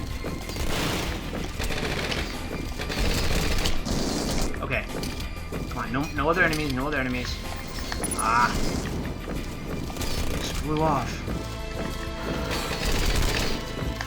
Okay. I think that should be it. Jeez, my nose itches. Okay. That on his head. He's probably not gonna. I'm probably not gonna get him to drop it. He's got flamethrowers on either arm. Nothing on his chest. Nothing on his legs. But that on his helmet. Ow. Ow. That thing. That. And he's. That's it. Fired both his shots. Did you drop it? No, you didn't. Dang. That weapon. It's plasma type. It's only got 2 shots. But it's also extremely tough to get to drop, and it's without a doubt one of the rarest weapons in this game. I've had it a couple of times, and both times that I can distinctly remember having it, I was doing a playthrough where I wouldn't use it, because it's not pure plasma, if I remember correctly, because I have tested it out before. It does do partial bullet damage, and it's pretty ridiculous. It's like Derringer? I want to say it's something Derringer, but for the life of me, I can't remember. Like I said, I've only ever had it a few times, and I really would like it if you guys would stop trying to overheat me. That's the whole reason why I'm carrying liquid coolant in the first place. Oh my god, my nose itches so much. I'm trying not to itch it. I don't want to, like, disturb anybody who's watching. Because it's either itch it or make funny faces.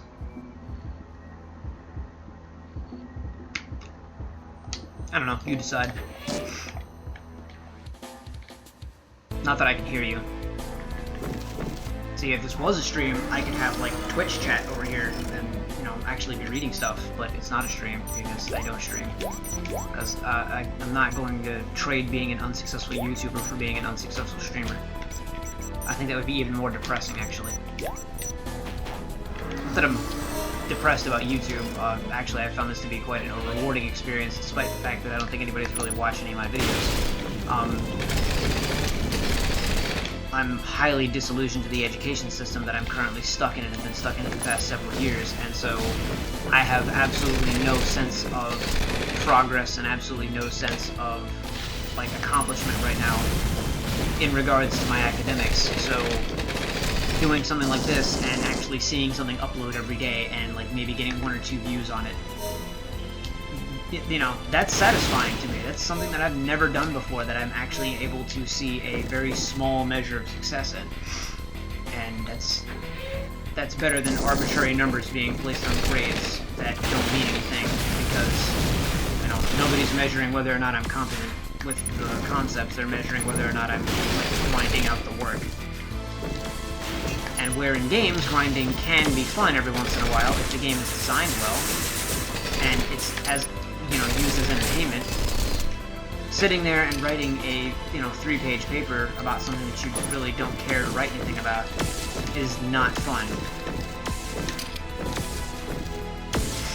And it's even worse when you're supposed to have, like, scholarly resources if you're trying to become a researcher, which I'm trying to become a teacher.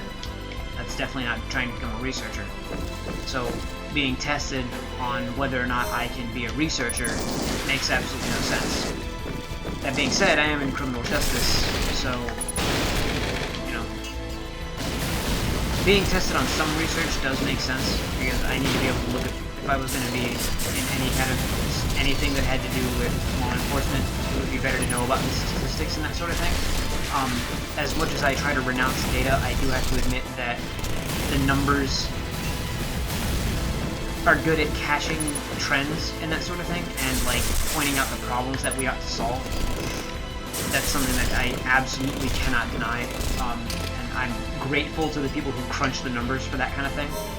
But beyond that, I don't want to be involved in data at all. I don't want to know. I don't want to know the statistics. I don't care. I care about people. If, you know, 20% of whatever population is being is having whatever happen to them, that's all well and good. That tells me that, like, 1 in 5 kids may or may not have this exact same problem, and that I need to be prepared to deal with it. Okay, I get it. You have Virgilius, or Virgilius, whatever. Get out of here. Enemies will just get in that mode where it's like, hey, let me just spam this highly damaging weapon over and over and over again for no reason. Let me only do it while you're fighting something else, so that, like, there's no risk to me of being knocked out of it. For some reason, they just dropped Griffiths even though I'm not fighting Griffiths, because, you know, that makes perfect sense.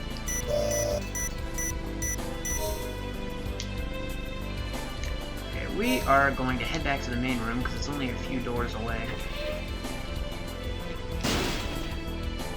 Or not. Yeah, screw it. Let's just keep going. Part of the reason why I have these energy packs on anyway is so that I can maximize my time away from the main room and clear this floor as quickly as possible.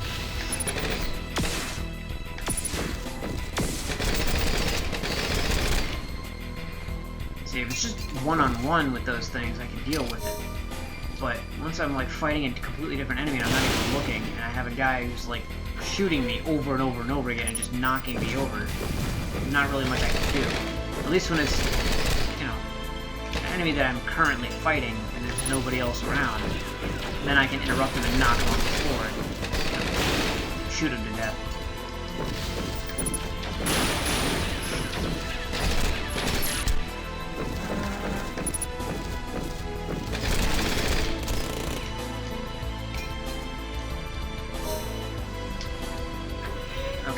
This is probably gonna, yep, this is it. This is the part where it's just like one long interconnected hallway with one entry and one exit. I knew I'd have to deal with it eventually, so might as well deal with it now. Or, hang on. Once this room opens, I'm actually going to go back and go through that other door that comes south. Oh, forgot I had the water back here. Good thing it's capped. What? Alright, come on. Give him a second. Kind of figured this would happen eventually. I don't ever record for this long, so I've never had to worry about it before. I don't think, yeah, you can't see him in the webcam. He's like sitting in my lap now.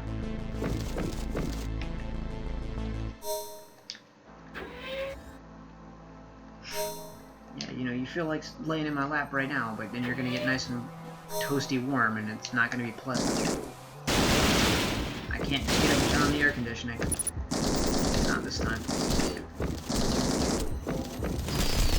Well, when I'm done.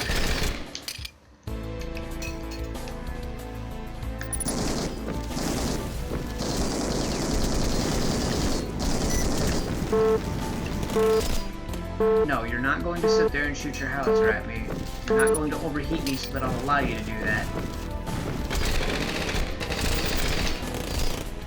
I don't have time for that. I need to mow through these enemies and hurry up and get to the final boss. Because we are 3 minutes away from when my mother should be getting home. I have largely exhausted my 2 hours.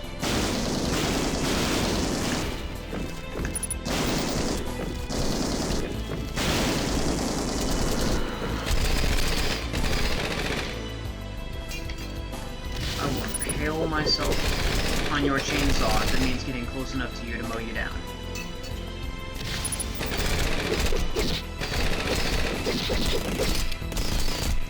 Because regeneration is a thing. This should just be one big room. Oh great, full of dudes who have railguns. Perfect.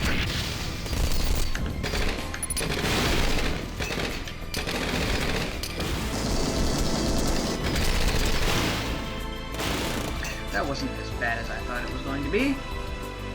I expected that to be much worse. And no energy boosts. Darn. Okay, so I was right to backtrack and take care of this first. Sort of. Because yeah, that'll connect down south there. Ah, alright, I'll head back to the outer area.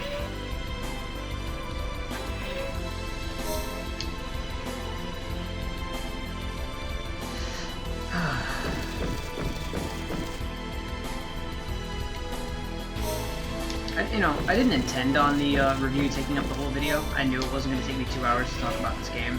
There's really not a whole lot that needs to be said. But at the same time, I also knew that I wouldn't have something interesting to say the whole time through. Like,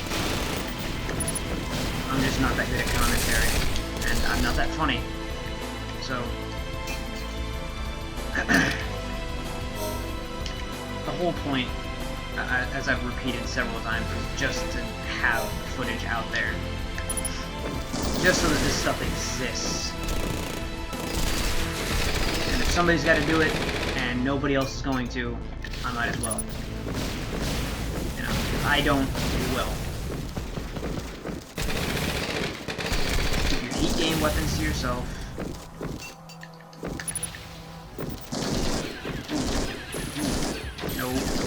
Nope.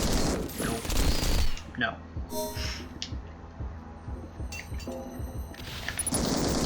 More? Seriously? Get off my back already. Thank you.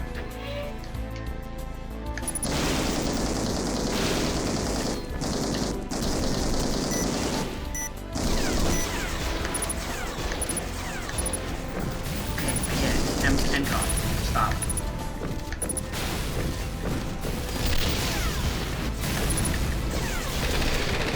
Really makes me wish I was doing a H.E.A.V.E. playthrough right now.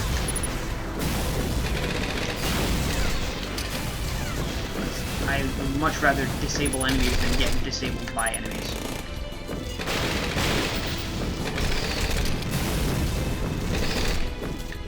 And potentially killed by enemies.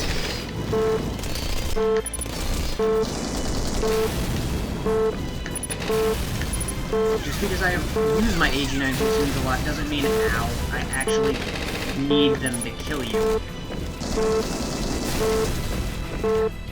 And yes, I know there's a cooldown across the room. I'm just trying to focus on killing off these enemies real quick.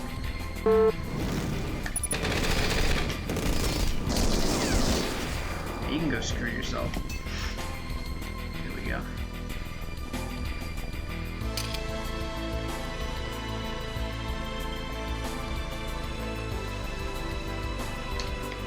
And you know, not that me shutting up is a bad thing, because the music in this game is genius.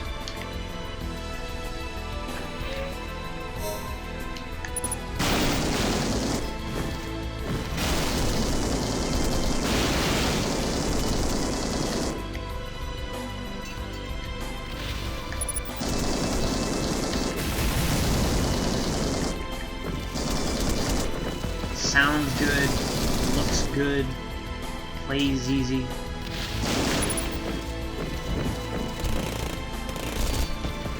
The trouble is that it's just much more fun to play than it is to watch. And, you know, like I said, and I'll say it again, it's available on the PlayStation Network. You can buy it for yourself and play it. I highly recommend it.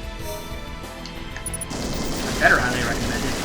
I'm sitting here putting all this time and effort into it for no reason then.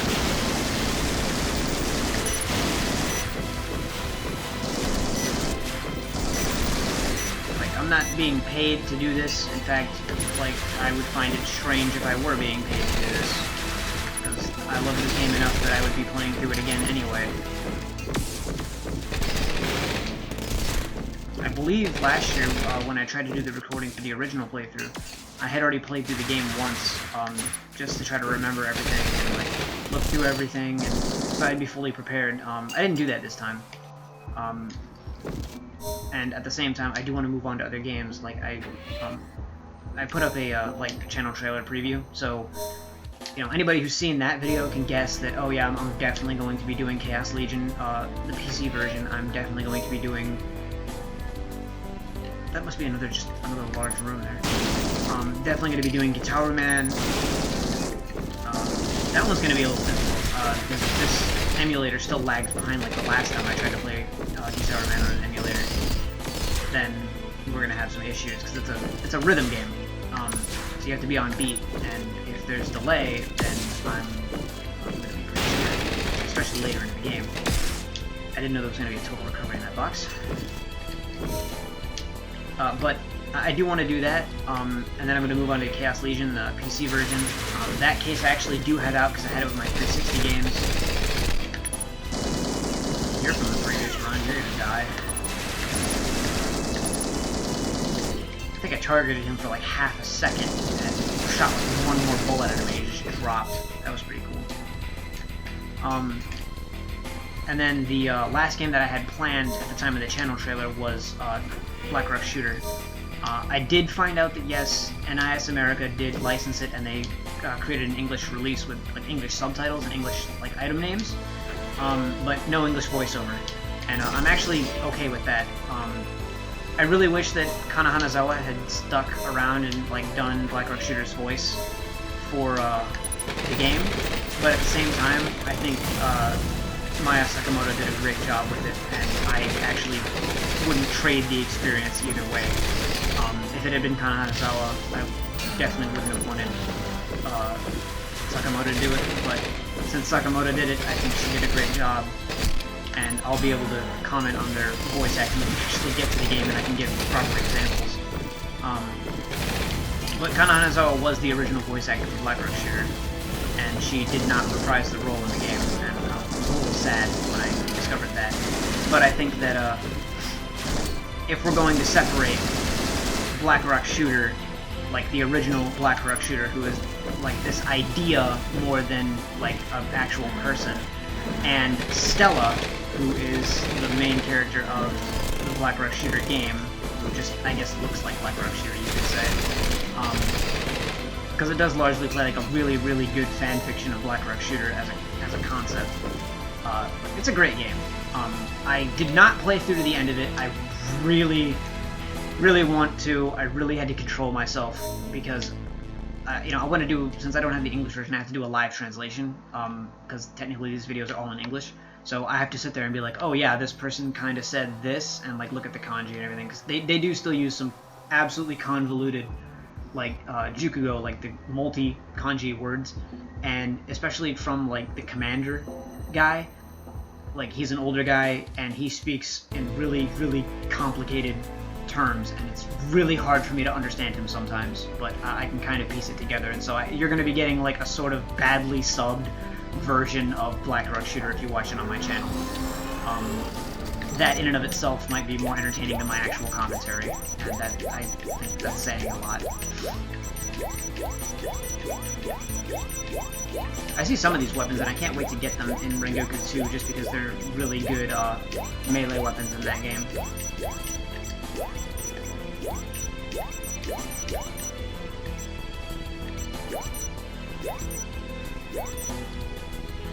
I don't have all the necessary parts, but before we head into the final boss, because I am going to be ending the whole playthrough after that, just so you can see what I mean, there's the head of the final boss right there, Griffiths. It's named after him and everything, like, so there's no doubt. I can show you guys him piecemeal. Here's his chest piece, the rail cannon D. Where do I put my stuff here? Throw that on there. His arms are the, like, sanctuary. There, this is the wrong arm. I don't have a laser gun that I can put on for the other arm, so I can show the laser gun. You guys will see him in just a minute, but, like, and then the clock down system would be on his legs, and I've already shown that off. So you are capable of, you know, completely recreating these characters. And I think that's really cool, because I feel like, you know, there's got to be somebody out there who liked this game and played this game enough to where, like, when they got to their second run, they were just running around as, like, the original main character or as the final boss or something. Might be interesting in some fashion. Alright, let's make our final save here. Playtime, 7 hours and 37 minutes total. For 3 runs of the tower. Here goes.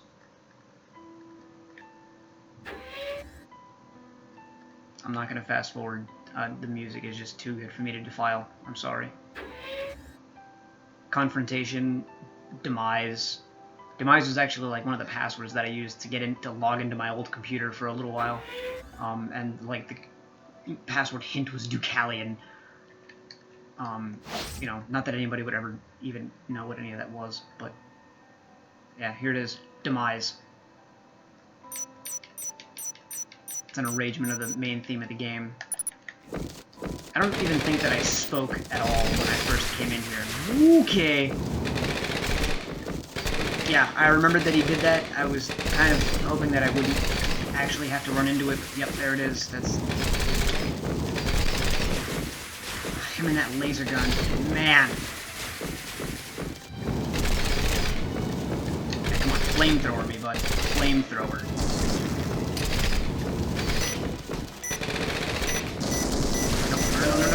No. Ah, god dang it. Sliver of health left. Figures. Alright, speed ups.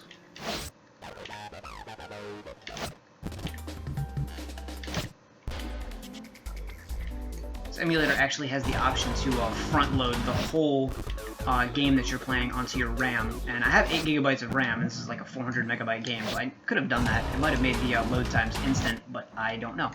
I haven't tested it. It says it's unstable, and I don't want anything unstable when I'm supposed to be recording for 2 hours, 13 minutes, and 42 seconds. So, yeah.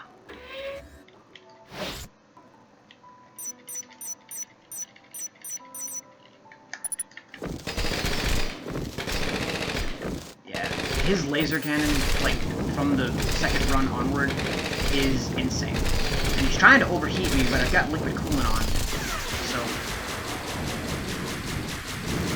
God dang it, you and your clock down system. Okay, hang on a second. Now, you stay right there. You're gonna give me a minute.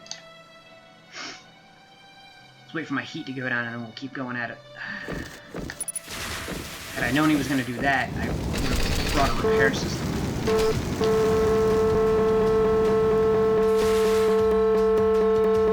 This is what happens. This is what happens when you don't come prepared for this. You get to sit here and annoy your entire audience with this annoying beeping sound. Because all of your body parts are overheated. You can't dodge, you can't shoot, you can't do anything. You're just gonna have to sit here and contemplate life while you wait for all this stuff to go away.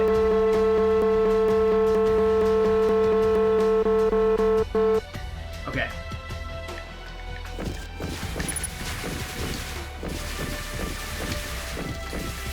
Okay, I get it. You have a laser cannon. Can you please use your flamethrower?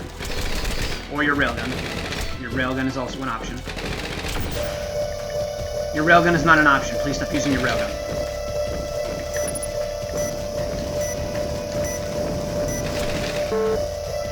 And there go my legs overheated, and if he shoots at me now, I'm dead.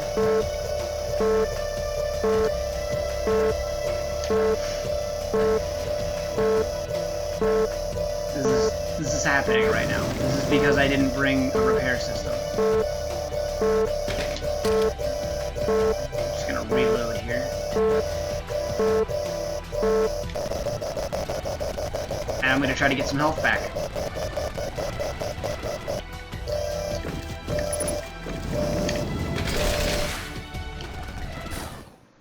I'm not cutting here. Like, I'm not going to do any cuts. You're going to see just how ridiculous this can get. Because this is the third run. This is the optional, like, hey, you asked for it kind of run. I suppose I could use the laser jammer instead. That would probably help out even more. I don't know. Yeah, we're gonna do it. I'm gonna make the dumb decision. So if he actually does manage to overheat me enough, or if he like does manage to bring me down to low health, then I will just kind of like back off and just shoot my Gatling cannon into the wall a couple of times, and you know, wear out the liquid coolant. And then the laser jammer will kick in, and we'll use that on him. He should shred through it pretty well, but by the time he's able to shred through it, I should kill him.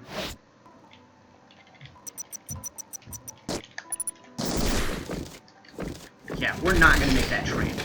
Let's avoid making that trade of laser gun assault rifle, because he will whittle through my health a lot faster than I'll whittle through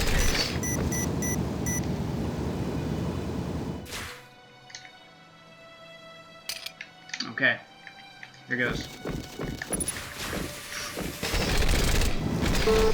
Oh god, no, not again. Oh, yeah, because he overheated them, technically they're not going to take away, so that wasn't... They just weren't defending me. I need to wait for at least the legs to, like, cool down, and that's going to also wait for the arms to cool down, so... We're just kind of stuck here again, because this is what happens when you fight the final boss in this game on the third run. Like, they make darn sure you still have a challenge. It's one of the reasons why you can play this game forever. There he goes. Alright.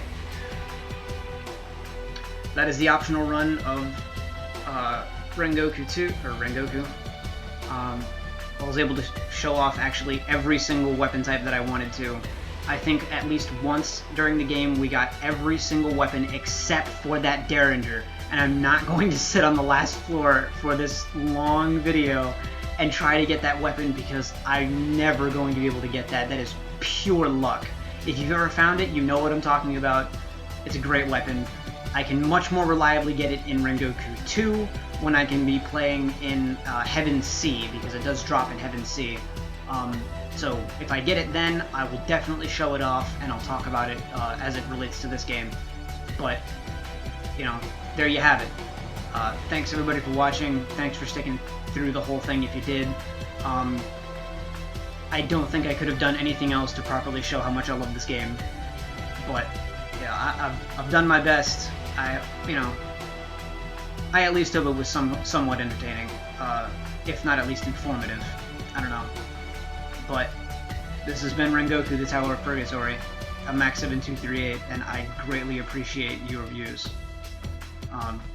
Please, if you don't already have the game, buy it for yourself. And, you know, if you already have the games, great. And if you're interested, Rengoku 2 is incoming pretty soon, so look forward to it. and I'll see you guys in the next video. Thanks for watching.